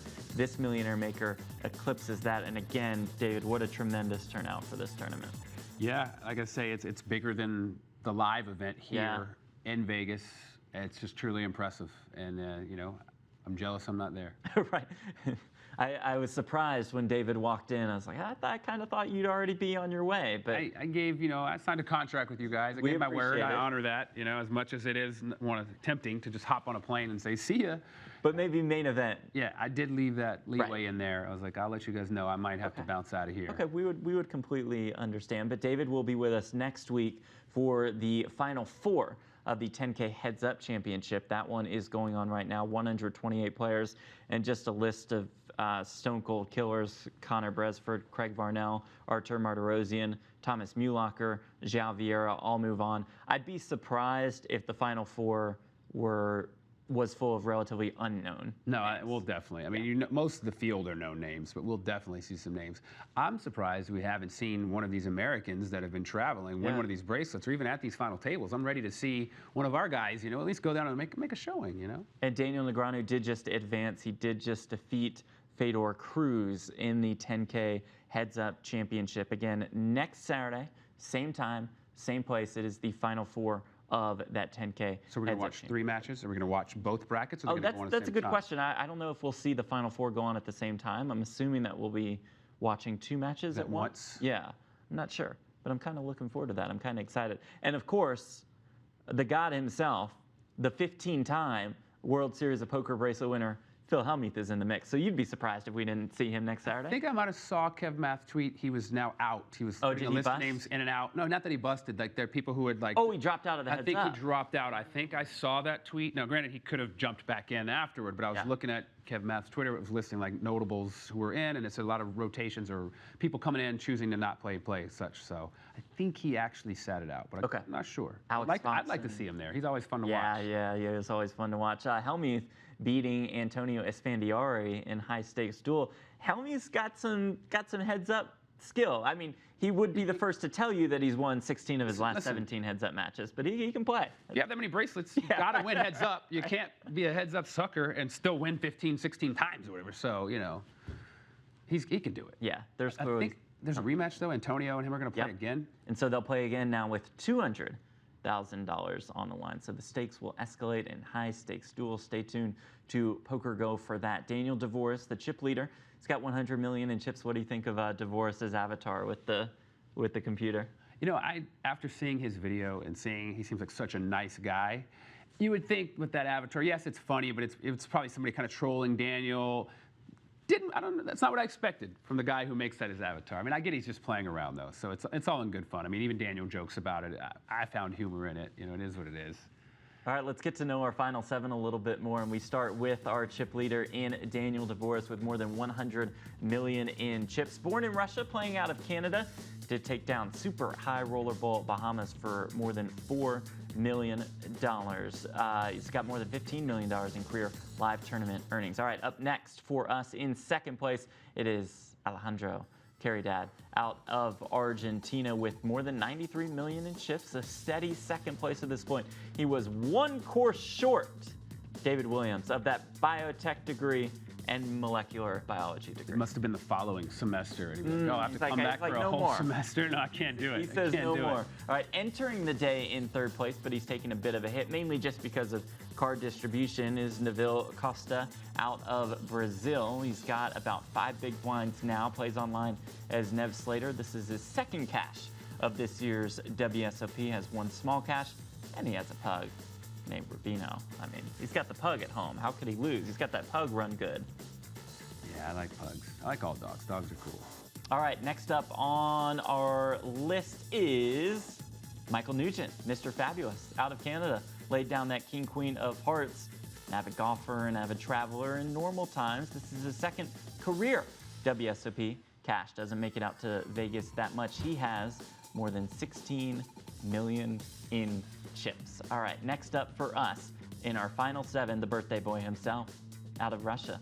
It's Anatoly Filatov with more than $5 million in career live tournament earnings, 10th on Russia's all-time money list, first being Igor Kurganov. He's maybe got that birthday run good as we get back to the table, but first we show you Caio Almeida out of Brazil in the big blind for this hand. Former professor with a degree in history. He's got a baby on the way. He's got a baby due in October. How do you not root for Caio Almeida? This is his first World Series of Poker cash. Maybe needs a new pair of shoes. That much is true. All right, we're keeping track of the action. Ronnie Kaiser, one more recap to show you who we have at this final table. High stakes PLO, cash game regular, out of Switzerland. This is the second cash of the World Series of Poker. Doesn't make it out to Vegas that much. And you will see him with less than 14 million in chips right here as final table action resumes at the Millionaire Maker, and it resumes with Daniel Dvoress just ripping it here with the 10-8 of diamonds, max pressure. Yeah, this is more of applying pressure with his stack size, with Ronnie there with three big blinds, so the other players aren't going to want to bust.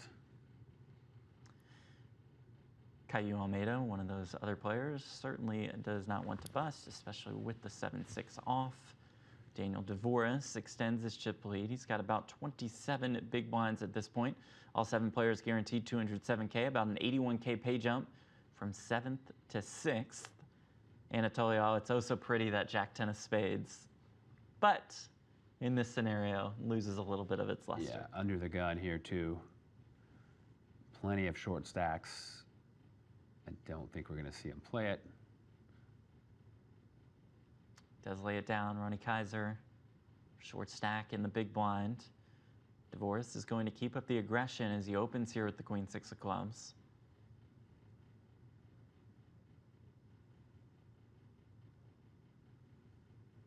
Ronnie.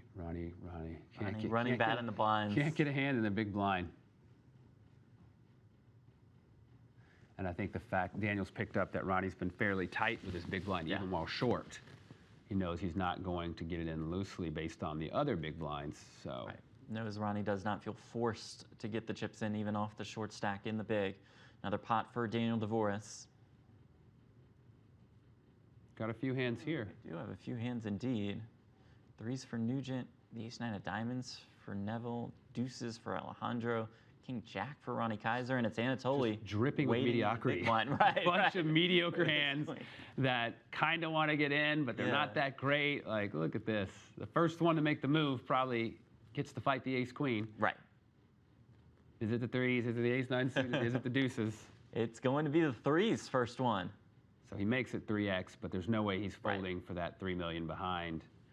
I actually think that's kind of risky when players do that, because what if just some random chance your internet goes out, right? And you can't get connected, you can't get connected, and it folds your hand.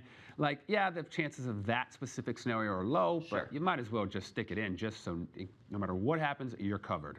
Sure. Chances, I guess, are potentially the same or maybe better of that happening versus, okay, you leave some chips behind in case there's like all in, call, and then, okay, you can get away and have a bunch of pay jumps. Yeah, your internet's more likely to go out than that. Right. Ronnie with the king-jack. Your battery dies on your potential to ladder up again. Yeah, I don't think we're going to see Ronnie get in here. He does lay it down. Because he knows that Nugent is basically all in here, and if he loses, he goes up another spot. Here we go, Filatov versus Nugent. Threes versus ace-queen. Nugent, the one all in and at risk. Comes king-8-6, a safe one for Nugent. Now looking to dodge an ace-queen 6 or king. The double counterfeit, or the double board pair. Oh, that's a spade, so it's not a 6. Right. We're on the same page with the squeeze there. It's the 7 of spades on the river, and there is a crucial double up for Michael Nugent to go from one of the shorter stacks to third in chips. Third in chips with about 9 right.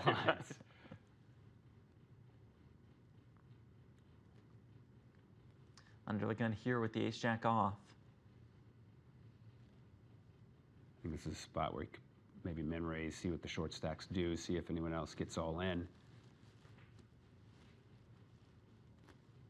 The ranges are going to be fairly tight. You're not going to see people getting out of line. So if someone does 3-bet you, you can get away from it. But you could also just fold it, being under the gun with these stack sizes. Ace-jack is, okay, he opens and he opts for going to go for 6x. He's getting it in because he's not folding with 11 behind, so he's just ripping it in here. Effective shove from Nugent here. Save for our chip leaders, he's certainly been the most aggressive out of the short stacks throughout this final table. Pretty tough spot here with the ace-jack suited. With 6 bigs. And you've got Ronnie with 1.5 behind you. Yeah. Again, large pay jumps. Under the gun raise, you expect it to be a lot better than it actually is. Gets away from the ace-jack suited.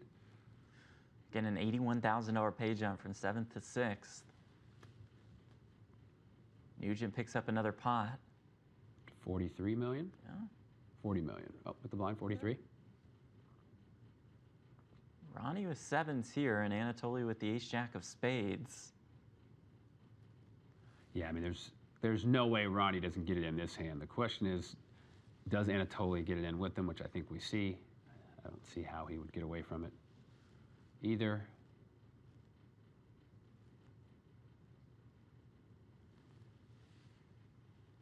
Here we go. Ronnie Kaiser entered the tournament as the short stack, remains the short stack, but has laddered up a couple spots, getting in his 1.5 bigs with the 7s. Anatoly reshoves with the ace-jack of spades. He made $100,000 by just folding those spots where I think a lot of people would have lost their patience and got it in.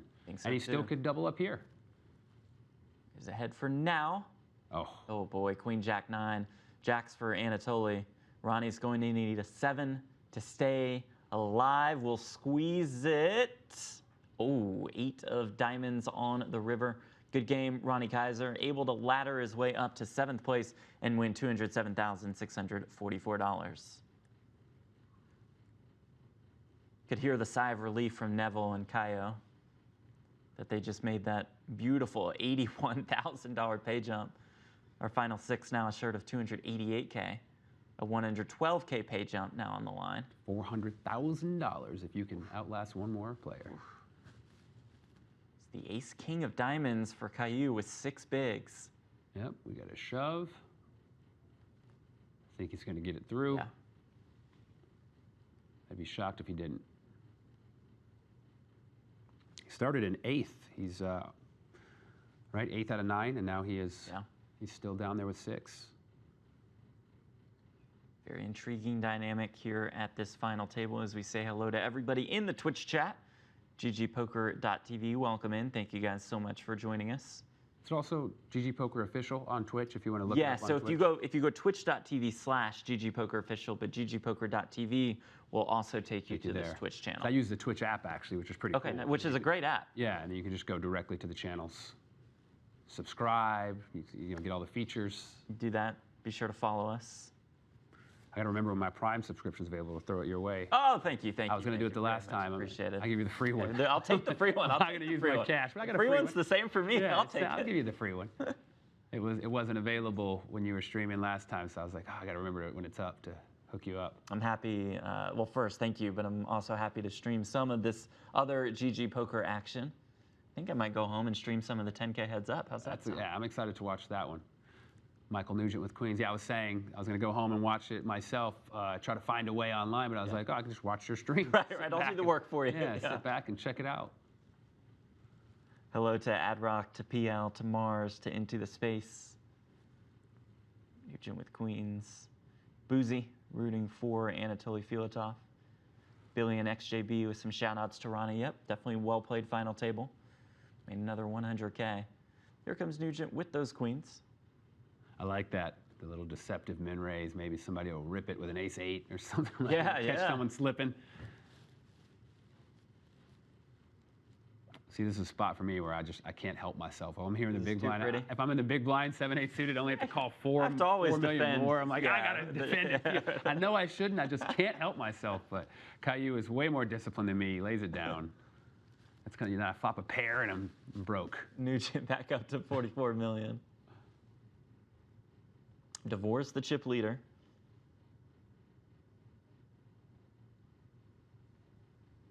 We know one of our viewers is Daniel Negreanu, who has a bracelet bet with Daniel Dvoress to the tune of $100,000. Now, if Dvoress wins, that bracelet bet is not over. Negreanu could win a bracelet to match him.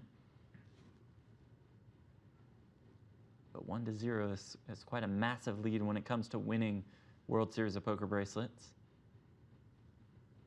Dvoress will just rip it with the deuces. Yeah, put everybody to the test. Do you want 6th place? Rush Grant, greetings Jeff, greetings David, my favorite Master Chef contestant ever. in the history of the show. Thank you very much. I imagine if you're a fan of poker, considering I'm the only one that also played poker, helps you, you know, but I can't take it for granted. I appreciate it. Thank you. Let's see. Not that I wish ill upon Daniel Dvoress, but when he makes that move, it'd be interesting to see if the second place stack picks up a hand like queens, or ace queen suited, like if Alejandro here, and then what does he do in that spot? Like, I'd like to see one of those just to see the reaction, not to see something bad happen to Daniel's chip stack, just because I'm curious. It'd be interesting to see what the player does. How tight is their range to call that when there are 4 shorter stacks and the pay jumps are like $1 million per second? You know, it's like, oh man. Here is Dvoress in the big blind with the Jack-6 off. It'd be a little more than an extra big blind to put NEVILLE all in and at risk. I mean, I think he might have to call here. Yeah, and he does go by calling, you put the rest in because we're 1 million behind. Because, you know, it's just the action's over. Dvoress with Jack-6, NEVILLE, COSTA all in and at risk with the Ace-8 Jack on the flop. Ooh, and Jack it's on over. the turn. Jack's Good full. game. Not over. Yeah, it's over. To NEVILLE, COSTA out in 6th place for $288,356. A classy exit from NEVILLE. Another win for Daniel Dvoress to extend his chip lead. Let's take you back to another win from Daniel Dvoress's career.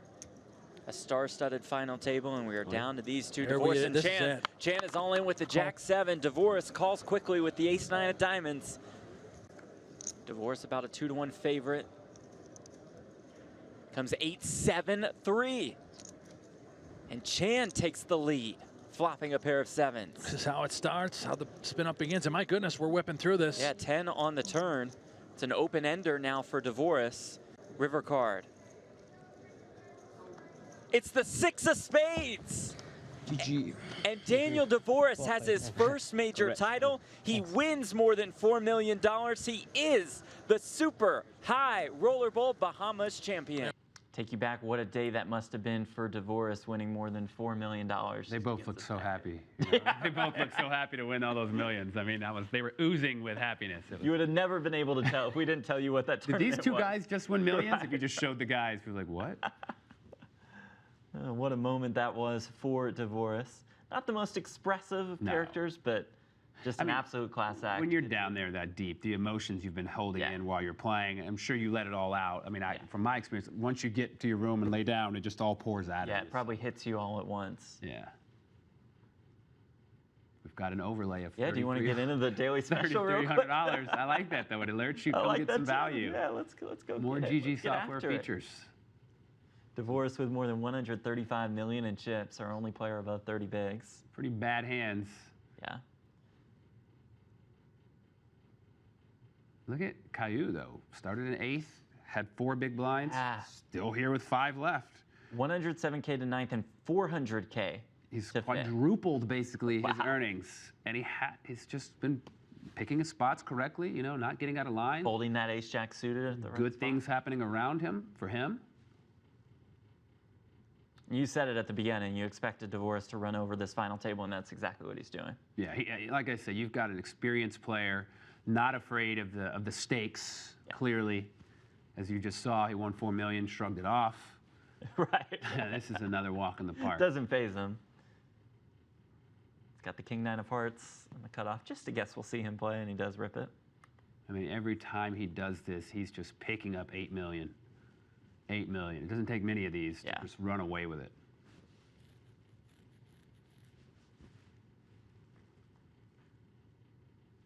Caillou with nothing doing him in the big blind. So he'll have 5 bigs remaining.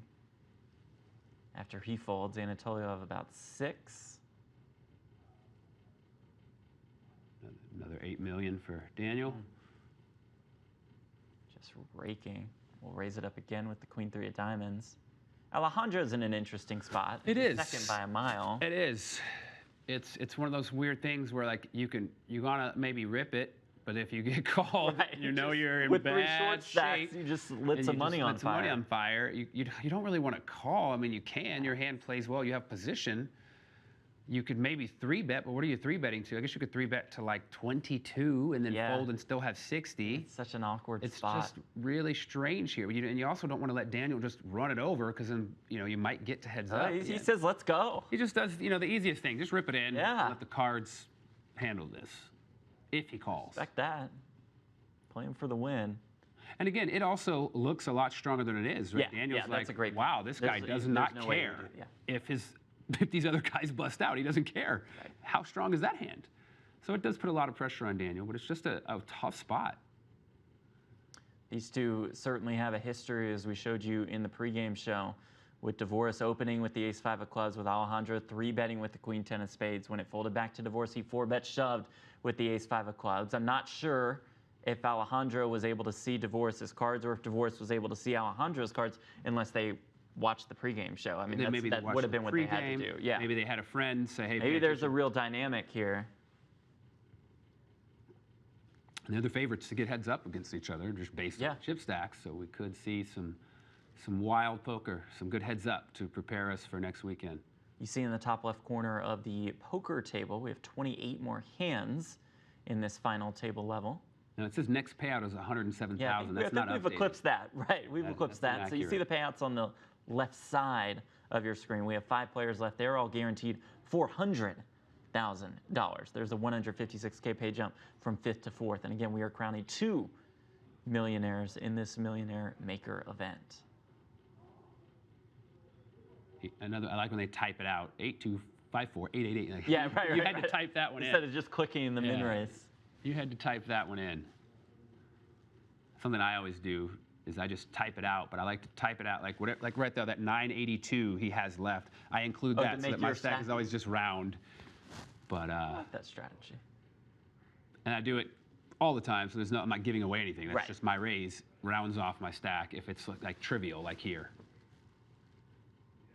Alejandro back up to more than 100 million in chips. But it is dangerous. I have typoed before and hit enter. Yeah, and if you hit too many numbers. My whole stack is in. I'm like, oops. But luckily, it's never bit me. Come back to bite me. But I've done it a few times on WSOP.com. So it's pretty. So now what I do is I type it. I take my hand away. Smart. Look, enter. I don't just type enter like I'm. That's the best strategy. Yeah, end up all in a spot I don't want to be.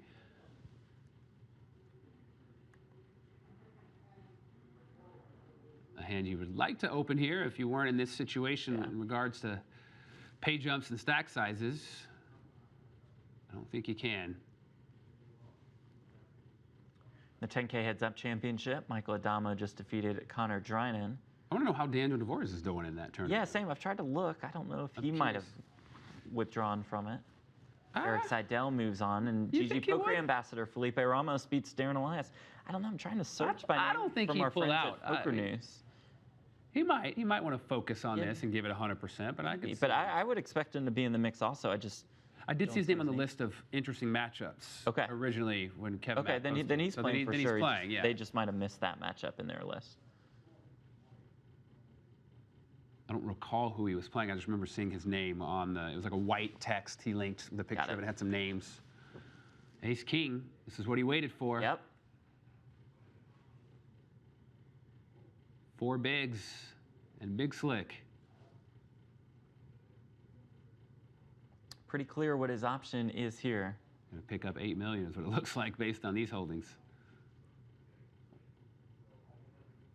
You see Kayo in the big blind with just 3 bigs behind, but with the Jack 5. Yeah. It's just not good enough. Wait to see another hand. And you're gonna, you just paid the blind, so you get the small, and then now you're free for a couple hands, other than the ante. Dvoress, by the way, you're right. He's in action against Cyril Mizzi. Ooh, another tough player. Yeah, some intriguing matchups in this one. Anatoly takes down that pot. So they're in action right now? Yes. Awesome. Round 1 taking place right now. I think that might be why we've seen, I think Daniel's been running us over, don't get me wrong, but I think he would be ramping it up even more. Okay. But when you're playing heads up, you've really got to, you don't have the moments where you're sitting out while other people are playing hands. Right. You're in every hand. So he's really focusing on that. I think it might be affecting his aggression a little bit. I think he might be running him over a little more if he wasn't. Very fair. Not Alejandro, pretty easy move here. Yeah, those stack sizes, ace-9 on the button. You said it, it happens. Caillou with the ace-8 in the small blind with about 2.5 bigs behind. And the shortest stack, Yeah. that's the key. Right, There's right, no one else you're trying to outlast. You are the guy. They're trying to outlast you, so you've got to get it in. Does make the call, and he'll see the bad news. So brutal. Looking for an 8, does have some backdoor chop outs. Uh-oh. Any big card, pair the board. Or an 8 for the Or an outright 8. win. Oh, and an 8 for the outright win. Got it. I was going to say, I hate that spot because I always feel like, you know, if they had the ace-8, they would have shoved and I would have called ace-9. I just got dealt the wrong one. It's not like we made a strategical decision, but he was rewarded. And Alejandro takes a little bit of a hit. Caillou up to more than 7 bigs now. With a couple of 5s on the button.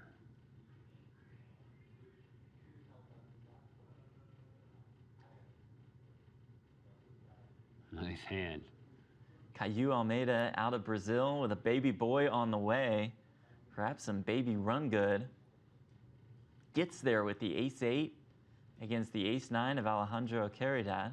You see Anatoly say, so sick. Anatoly thought he was in line for a $156,000 pay jump. Not so fast, my friend. That shove gets through. And here comes Caillou. Up to 36, third place. Anatoly picks up ace-king again. The issue is you got to pick up ace-king, you got to hope your opponents pick up something to battle with, and then hope your hand wins. You need so many things to go It's right. a lengthy list of priorities. Or maybe Caillou gets out of line with queen-9 suited. I don't think we'll see that with 2 short stacks. He's been pretty patient up to this point, so I think we see a fold here, but he's thinking. Yep. Does lay it down. Here comes Anatoly. The 4 big blind shove. Nothing doing for Nugent in the big blind. Anatoly Filatov, the birthday boy, turning 32 today. 2 years ago on his birthday, won the Party Poker Millions main event in Sochi for almost $1 million. That was his second biggest career score. His first biggest came last year at World Series of Poker Europe, finishing in 3rd in the 100K Diamond High Roller for more than $1 million. Career live earnings of more than $5 million. I feel like I've played with him before. He looks very familiar. I'm sure you that's have. getting that massage in that picture. I'm like, I've seen that guy before. That's the beauty of like poker summer camp, as we call it. You know, Right, you see right. So many That's what we familiar miss faces. out on. You see these guys from out of the town, from other countries that you don't ever see, and it's cool. Like the friendships you make, and all of us bonding over bad beats. It's just, right. Yeah. When you hear that first bad beat in the Rio hallways, we long for that actually now. The Amazon room at 50 degrees. Yeah. I mean, that's like actually the coldest place I've ever been. Right. It's that Amazon room. I don't understand. Go from 110-degree Las Vegas heat, 50 degrees. I mean, it really feels like a freezer in there. Right, it's crazy, right. and I kind of miss it. I'm gonna go home and turn my AC down to 50 and just watch you scream your heads up and pretend I'm at the Rio. Get the feel for it. 2 million, 4 million blinds for another 20 hands. I just wanted to point out, we just saw Daniel apply pressure, and Alejandro in second with an ace had to lay it down with all the short stacks around him. Another 8 million chips for Daniel. Who's up to 150 million in chips.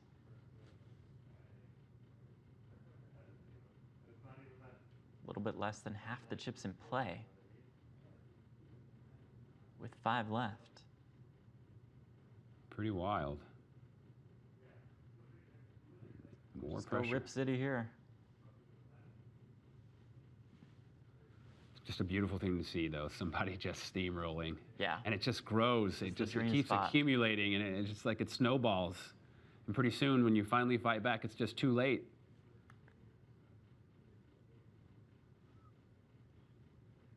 Caillou has to fold the pretty Jack-10 of spades.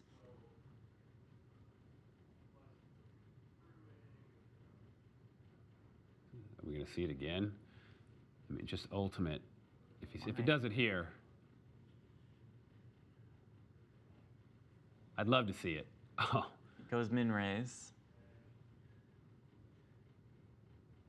I think this is one of those spots where then he's not forced to call the big blind if they shove in. Could allow him to fold and save some chips, even though I don't know if he would for 23. He might. Yeah.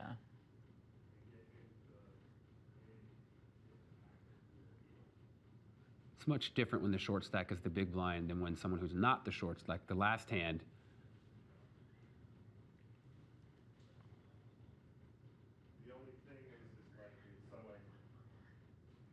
Anatoly in the big with the queen through his spades, drops the nice play emote. Daniel Dvoress continuing to chip up to more than 160 million in chips. Dvoress with more than $15 million in career live tournament earnings. That places him 5th on Canada's all-time money list, trailing Duhamel, Greenwood, his good buddy Tim Adams, and Daniel Negreanu with more than $42 million in lifetime earnings.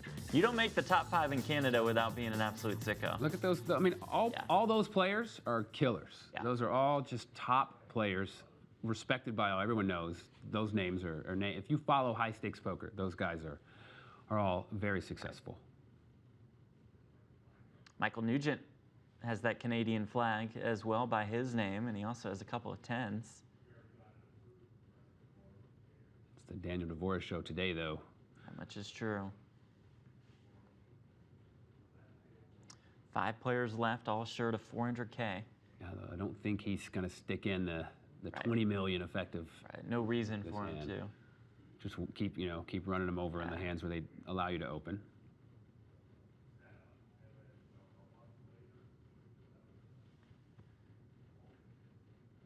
I'd like to open like a little side window of him and Sorrell's heads-up tables. Yes, we can see. Right. Oh, he's thinking. Oh, because he's in a hand over here, we can kind of keep an eye on both.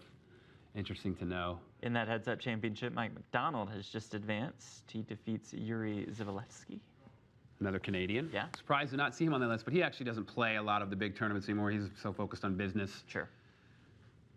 Mixing it up a little in the WSOP events.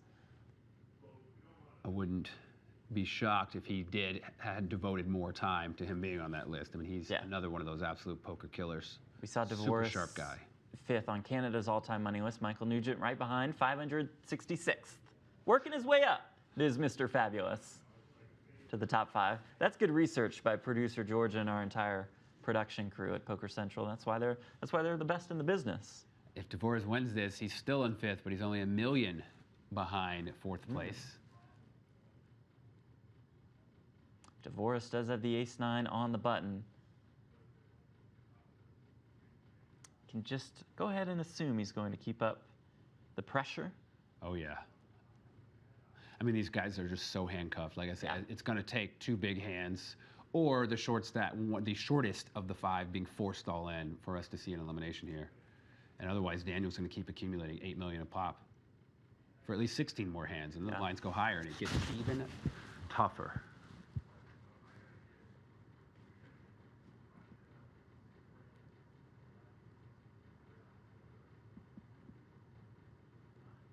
Alejandro's second. I'm just going to get to heads up. Right, just get me to second. Lock up that mill, and then we can figure it out from there.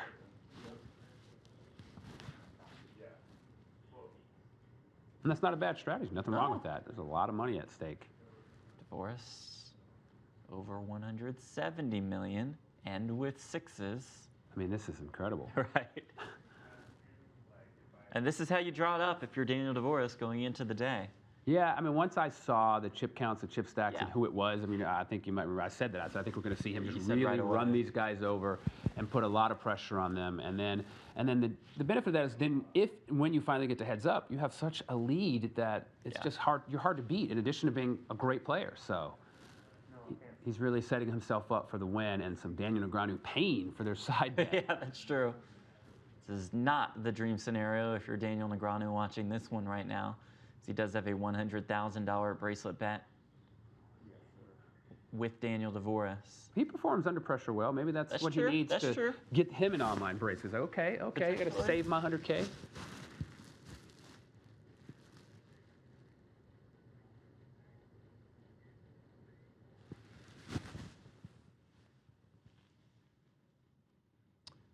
We'll show you a full screen poker action now. Daniel Dvoress ripping it in with the ace-deuce of clubs. Anatoly with 3s in the big blind. Anatoly with about 3 bigs behind.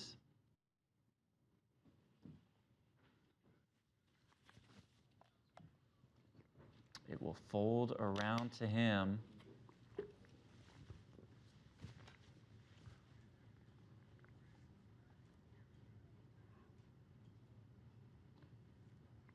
It's not often you call with threes and find out you're actually dominating Right, your opponent. this is what you love to see. The ace deuce from Daniel Dvoress. Can Filatov's threes hold?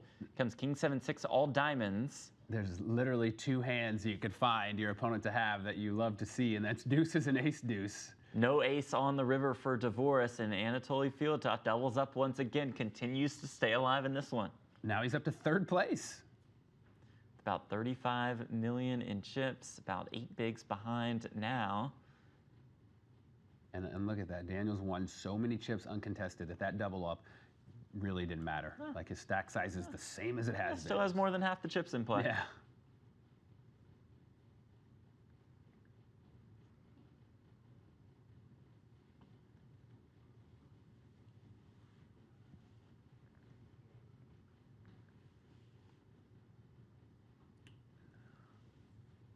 Now, I'm curious, assuming the button folds here, you know, you have ace high, you have 8 big blinds, but you got 2 really short stacks and you've got a huge chip leader in the big. Is he going to give it up? Tricky spot. He's just going to fold the ace high. He's going to go for it. Yeah. Shipping it. Caillou says goodbye at the bottom, but Dvoress does lay it down. Filatov up to 40 million in chips. Michael Nugent in the big blind, and Daniel Dvoress, as if running everybody over weren't enough. Doesn't look like anybody has anything that they're going to play with anyways. I don't think we're going to see a button shove with 2 short stacks, which means Daniel will get to raise with his aces, and Michael is obviously going to give up the king deuce. Keep his 4 bigs behind. Michael Nugent's biggest score of his live career, winning the 2012 Latin Series of Poker event in Lima, Peru for $157,000. Well, we are well past that 157K at this point. 400K guaranteed to our final 5.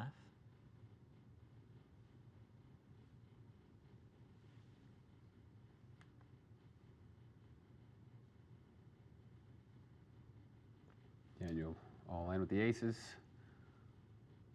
Okay, he's like, hey guys, I had a 3. Hey guys, I have queens and 5 bigs.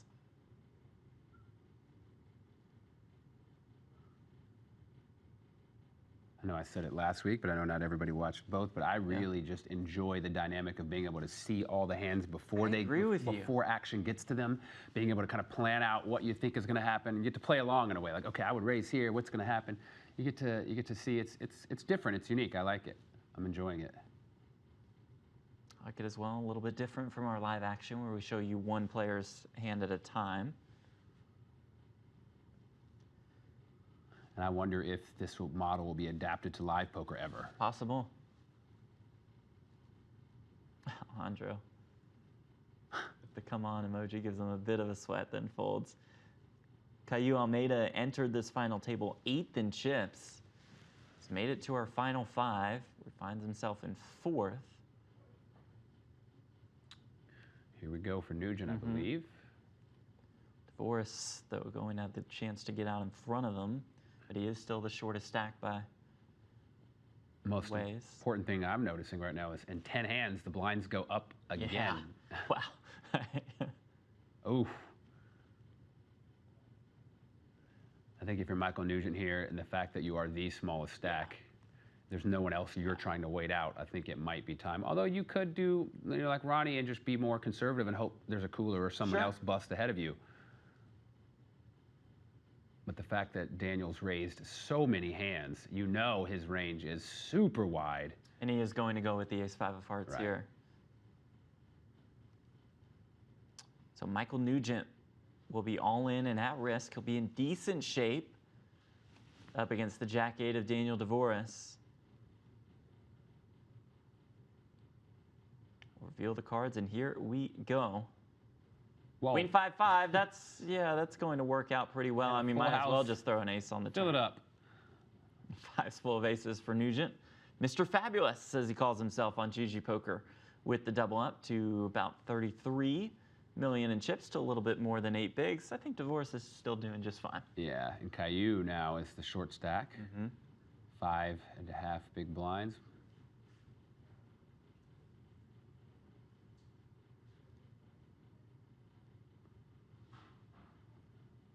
Alejandro could kind of play the Daniel part, put a lot of pressure on these guys.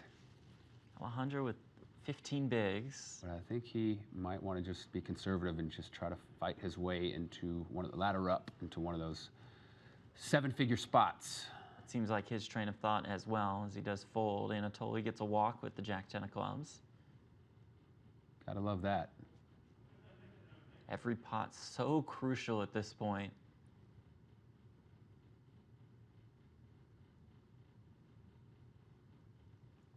Alejandro's probably in the most awkward of spot of all the players, being in second with these pay jumps, but not the stack like Daniel, so you kind of can't do anything.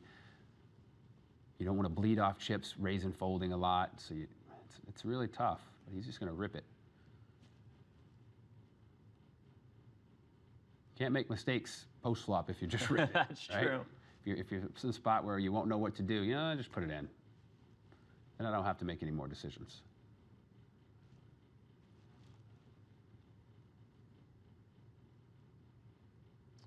Alejandro will pick up that pot. First pot that the Argentinian has picked up in a while.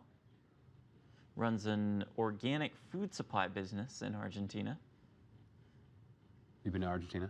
I have not. Have you? Awesome, yeah. Beautiful? Buenos Aires, beautiful. Bad. Really cool city. I've only been to Buenos Aires, so not anywhere else. 2 jacks and 2 4s for 2 of the short stacks. The jacks are definitely getting it in. The question is, will the 4s call it off? I don't think we'll see that. Caillou has seen a couple big hands the last 15 to 20 minutes or so. We'll rip it.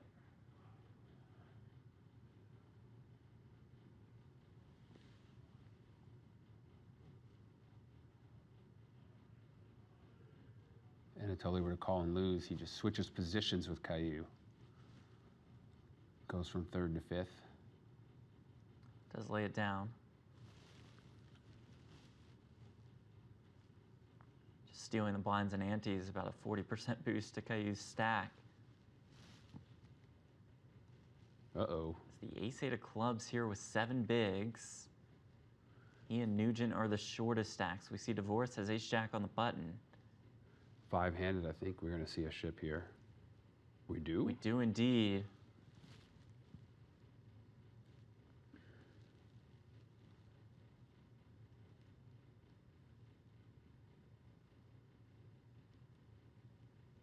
Daniel Dvoress, our chip leader.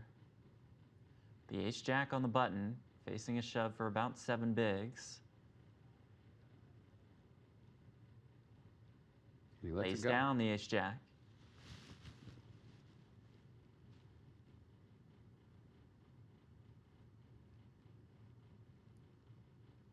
What do you think of the fold of ace-jack in that spot? I mean, the fact that he made it, I trust his, Yeah. I trust his poker knowledge more than mine. I'm not sure. I don't know what I would have done there.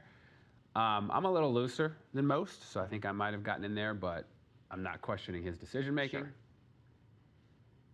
It's always okay to err on the side of caution in the spot he's in and be the aggressor as opposed to the caller. Still with this massive chip lead, still can put relentless pressure on his opponents. Case in point right here with the king-10 of clubs. We see Caillou, though, as 7s in the big blind. Yeah, and even though he's not in last, his chip stack is pretty close to Michael Nugent's, and his hand is too strong against the guy that's been opening a lot of pots. And you're going to have to double up if you want to win or ladder up. I think he's going to go with this hand and hope it holds. If it does, it's going to launch him into second place.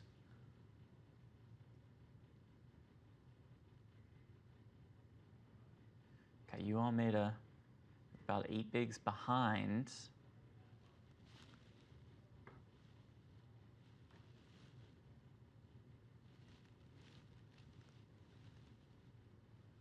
With the sevens, does he call off here?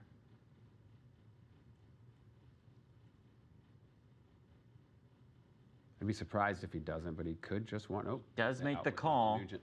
Sevens versus King 10. Here we go. Ooh. It comes to 8-9-6. You see the outs on the top of your screen. Dvoress needs a king or a 7, and it does not come. 10 on the river. The straight for Caillou Almeida.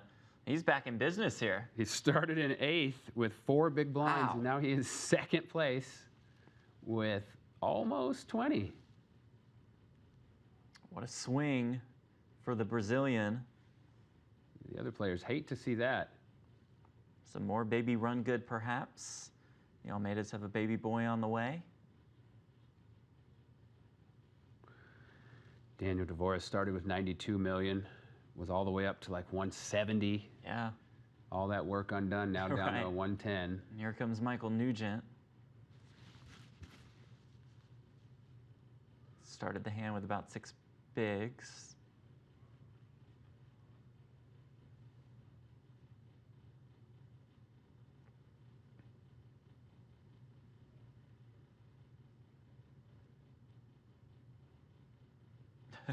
Anatoly. Using a range of Negreanu emojis.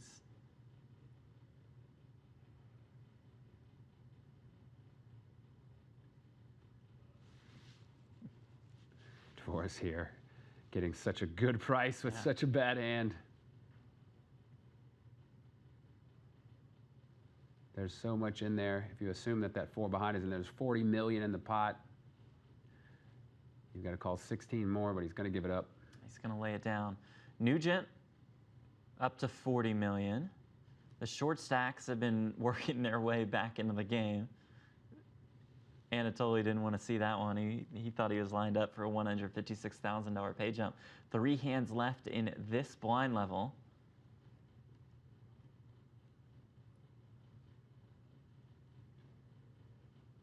King 10 for Alejandro. Stack sizes have gotten just kind of go for it. weird Yeah. in relation to each other with these pay jumps.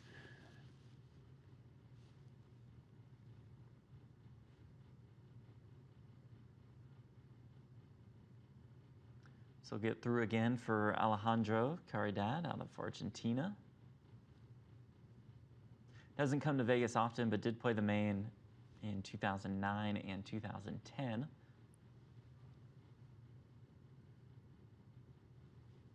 Yeah, we got like a 24 big blind chip leader, 2 18 big blind mid stacks, and then 2 shortish under 10 big blind stacks. Very crazy dynamic here.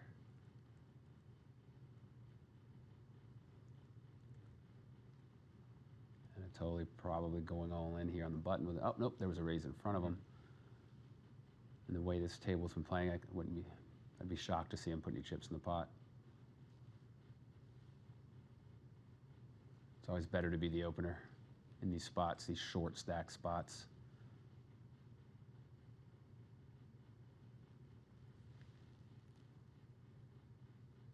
I just want to thank Michael Nugent, you know, for just folding the deuce 3. You know, a lot of these guys are trying to be consistent when they fold. Maybe they have a little timer, they all go 10 seconds and fold. It's like, you know, sometimes you do get dealt bad hands, and it's okay to just fold. You know, just click the fold button. It's okay. You don't always have a decision every hand. You're allowed to snap fold. Everybody understands. Yeah, you just don't want to do it every hand and only tank with your big ones. Yeah, just throw some snap folds in there. Dvoress will just rip it on the button with the ace-6.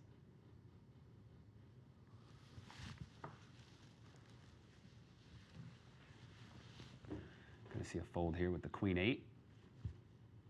Daniel right back to accumulation. And I believe we see level 31 coming up either this hand or the next. I don't know if this last one is the last one. And yes, it's here we go. Here, 2.5 million, 5 million. The $500,000 ante. Woo. There's 10 million in the pot. That was a pretty smooth increase. Yeah. 20%. Very reasonable. So now our chip leader, Daniel Dvoress, has 20 bigs.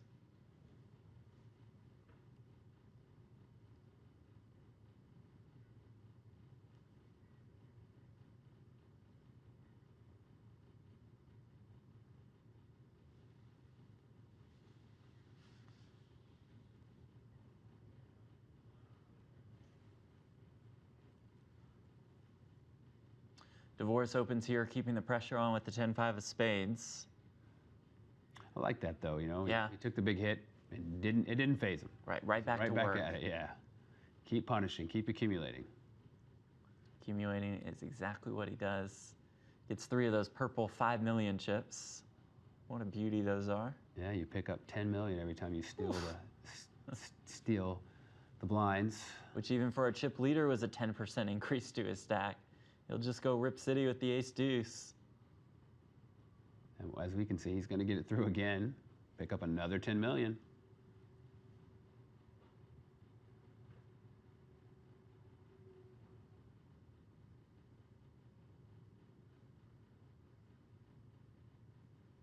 Anatoly, the short stack with about 5 bigs. He and Nugent will have similar stacks shortly when the blinds get to Nugent.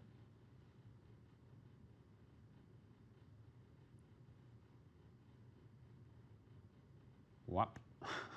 Without me. Running hot. Or he's just playing hot. I don't think he's really running hot. He's just running him over.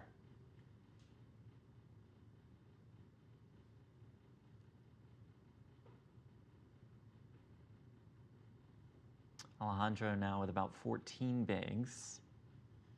The ace-6 off in the cutoff.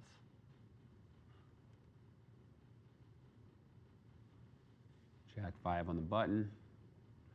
Not that great. Chip leader that's shown he's aggressive and will put you to the test. I think we're going to see a walk here.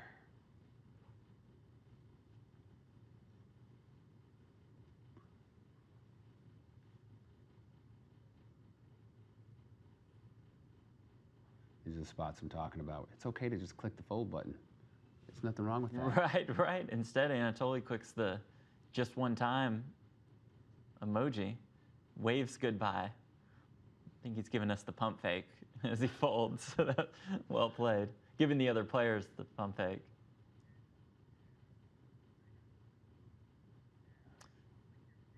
I'll show you the action in full.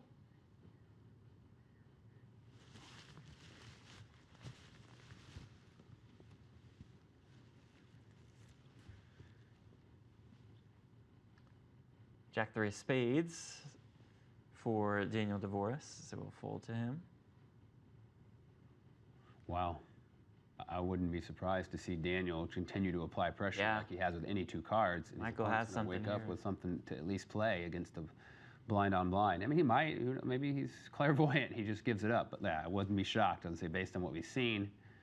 And I think if you're Michael, you got to call. King Queen's too good. Michael Nugent on at risk. Some good news. Your opponent has a jack and a 3. Oh, and that jack will actually help you.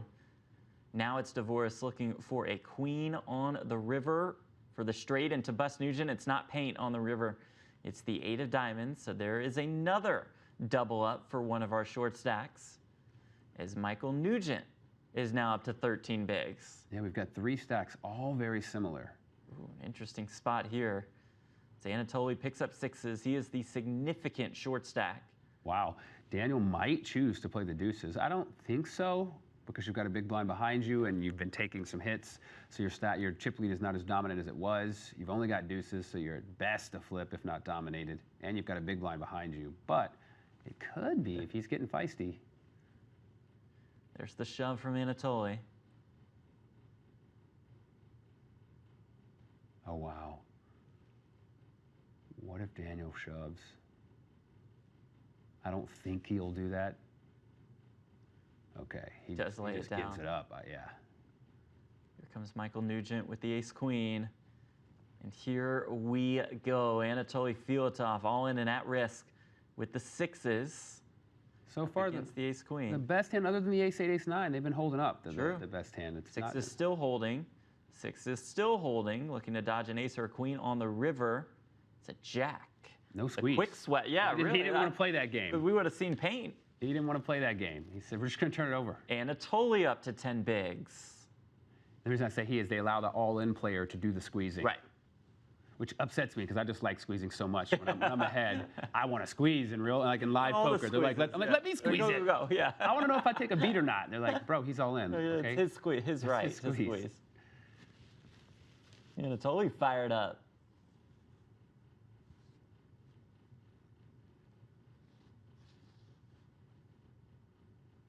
Dvoress just right back to work. He's lost a bunch of the pre-flop all-ins. It's like, you know, They just keep. I still got him. Average, I think, at this stage, based on number of chips in play, is about 12 bigs or 60 mil. Yeah.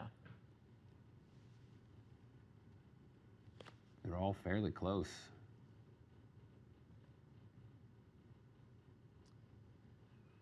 And they're all a double up away from taking the chip lead away from Daniel Dvoress.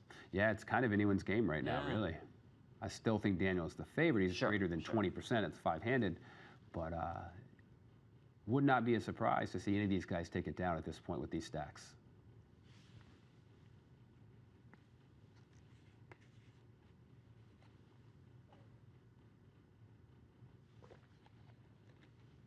Nothing doing really for anybody here in this one.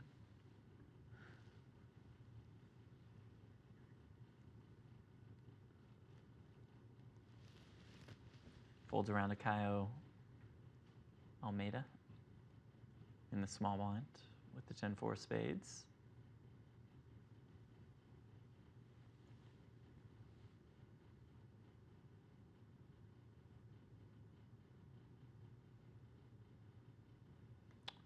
Into his time bank.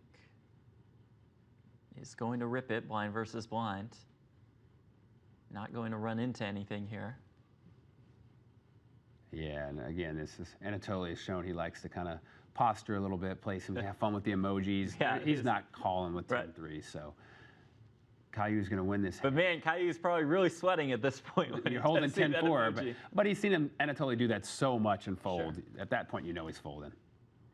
All right, so our players are going to take a break. We're going to take a quick break in just a minute, but first, David, here we are. We're five-handed for the WSOP bracelet for almost $1.5 million, and to your point, feels like anybody could win this thing. Yeah, two of these guys are going to be millionaires, and it really could be any two. I mean, Daniel was in command, running this table over, had some unfortunate circumstances, didn't do anything wrong, just the way things played out, and now, even though he has the chip lead, like you said, any one of these guys doubles, they could be in the chip lead. So. All right, our final five, all guaranteed $400,000. It's about a 156K pay jump from 5th to 4th. We're expecting to see that and plenty more pay jumps up ahead. A couple minutes for a break for us. We will be right back. You're watching final table coverage of the $1,500 Millionaire Maker. Stay with us.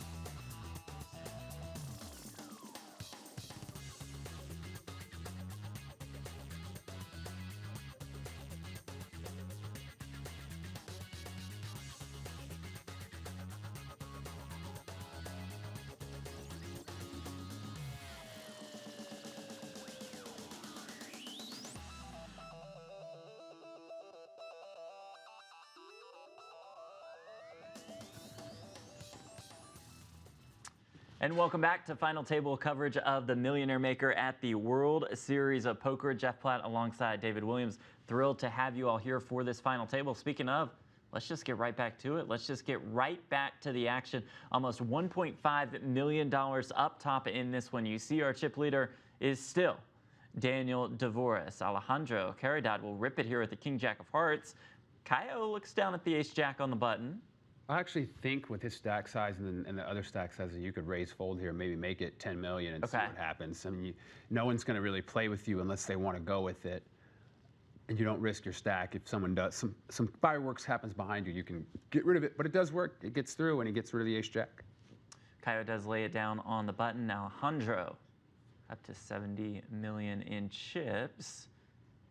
This could be fairly intriguing. Yeah, I believe one of these, the blinds or the button, are going to raise. Yeah. And Michael's probably calling. He is the shortest stack, has an Ace-10, shorthanded. Wow. But first, it's Alejandro ripping it with the Queen Jack off. The thing is, that screen strength, he's in second. He's putting it a lot at risk here. He's early position. Now, all of a sudden, if I have Ace-3 in the button, I don't like it anymore. If I fold it to him, I'm probably, look, WTF. And then if you're Daniel with fours, he's shown with the deuces. Granted, fours are better than deuces against an under-the-gun raise with a hefty amount of chips. Or if you lose this, you're in last. I think he's going to let, all of a sudden, everything changes. Yeah. Pretty impressive there. The snap fold from Nugent. Whereas if he folds, crazy things happen there, I think. Absolutely. With the button, the blind, and the small blind in those hands. Pretty cool. Which we would not have experienced that if we were traditional. We'd say, oh, Queen Jack, he's shipping it, a fold. It would have just played out. Right, true. And instead we got to see what could have happened. Okay. Alejandro saying, bring it. Okay, boys. All right, let's settle down. Let's play some poker here. We're having a little too much fun with the emojis. We need that time bank back. Yep. Dvoress will open on the button with the Jack Deuce of clubs. Finally found the drawback to using Daniel. I don't want to have too much fun with it.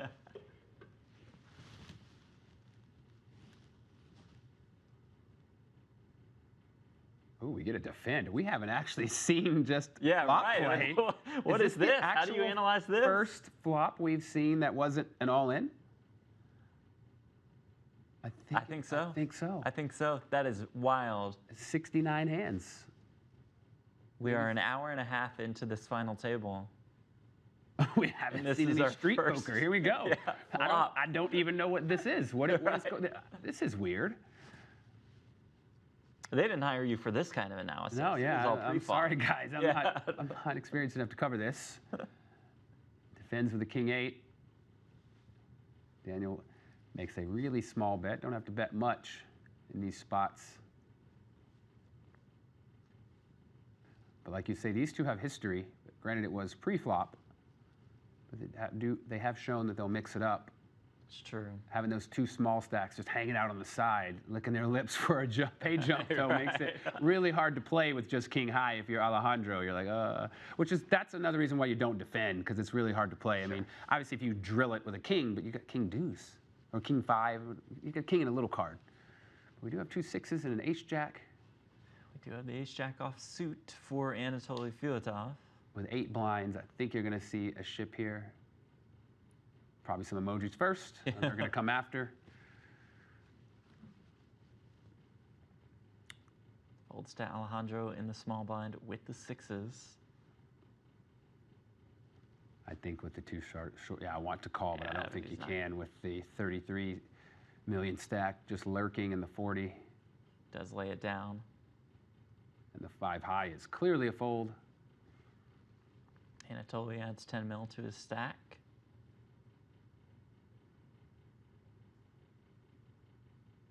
$2.5 million, 5 million blinds with a 500K ante. For this level of the final table of the World Series of Poker Millionaire Maker, it's event number 48. Our final 5 players guaranteed $400,412. 156K pay jump from 5th to 4th.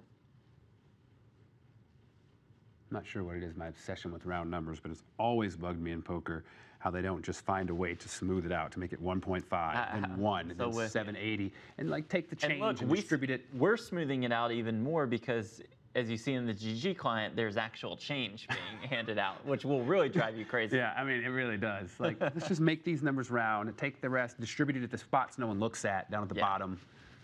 I like round numbers.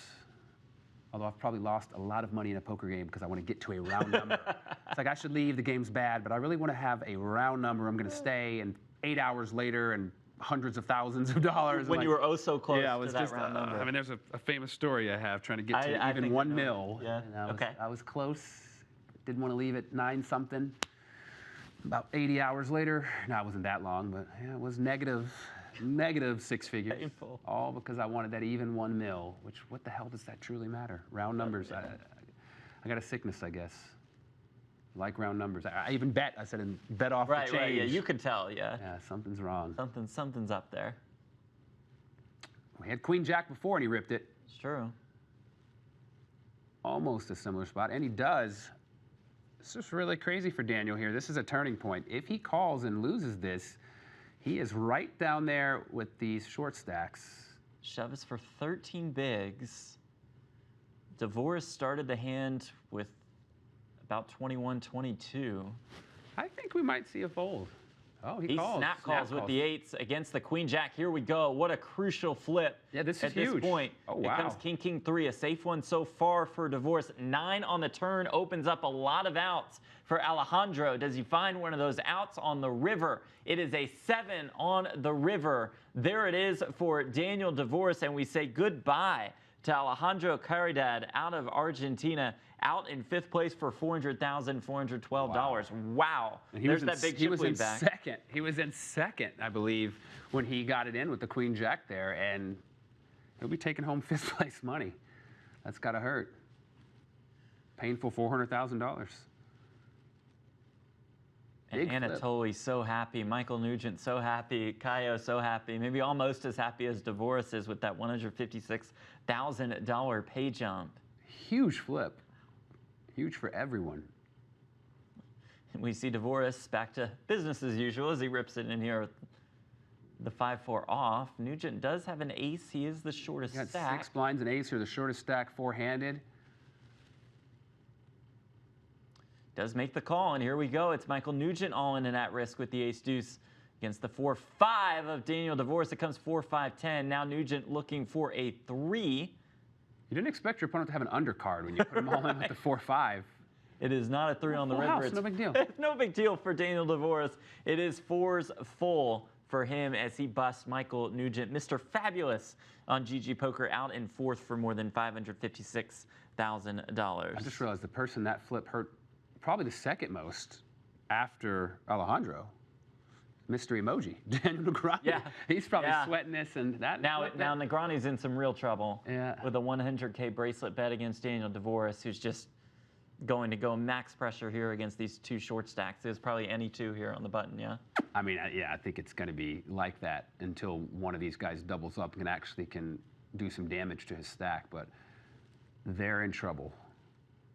Especially considering the difference between those, they're about, what, a $250,000 difference between 3rd and 2nd? Yeah, $300,000 is the next pay jump.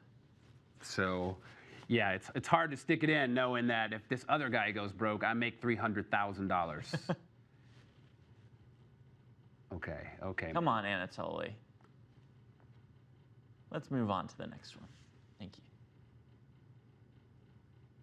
Here we go, the Daniel Negreanu pain show. I would like nothing more, though, to see Daniel take one down and get the race even. Oh, that would be sick if it were 1-1. Because you know he's going to be streaming it, so the viewers would have yeah, such a sweat. That is true. Easy decision here for Anatoly. They should put a cap. You know, you have like a time bank, you have an emoji bank. Yeah. You get like a little 8 per absurd level. at some point. Anatoly will shove for 7 bigs. That gets through. Battle for second at this point between Anatoly and Kaio. I think we're going to see a fold, a shove, and a fold.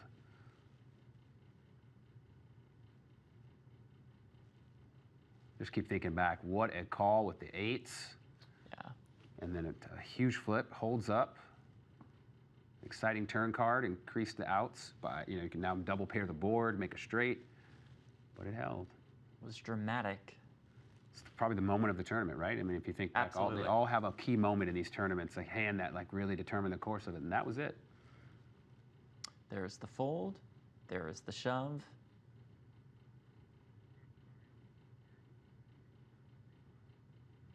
And there's the fold.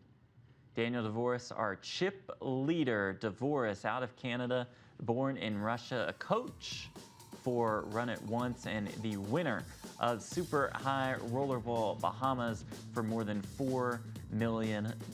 He is looking for his first World Series of Poker bracelet. He is oh so close. Doesn't come to Vegas for the World Series that often. What a boss, right? Yeah. Like, I'm a It's pro. like, I can I've take got these summers off. 5th on the Canadian money list. I don't even go to the World Series. Doesn't even go. Chooses to take some time off in the summer. Speaking of time off, more time, Right. more emojis from Anatoly. He's having so much fun That's with these true. things.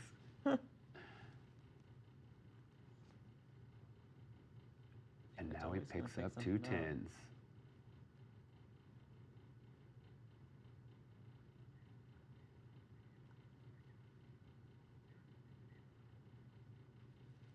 Anatoly with the 10s.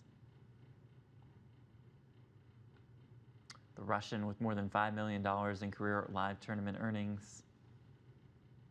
Drops another emoji. All right, call support. Come on, Anatoly. Call support, disable his emojis. Right. Make your phone. It's You gotta know absurd. somebody at GGPoker. Disable his emojis.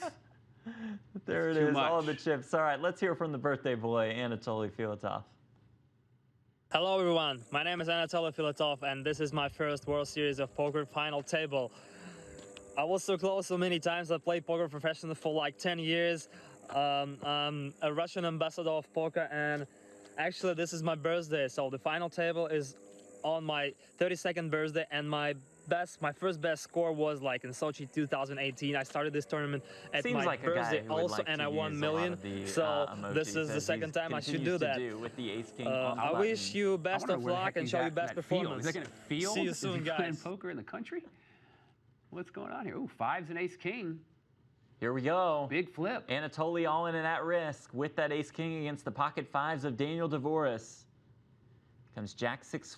Anatoly does have the ace of spades. We'll need an ace or a king on the river to stay alive. We'll squeeze it. 10 of hearts on the river. That'll do it for the birthday boy. Anatoly Filatov out in 3rd place for $772,251. Good game, good game. Good game. And wow, it's incredible. Caillou Almeida.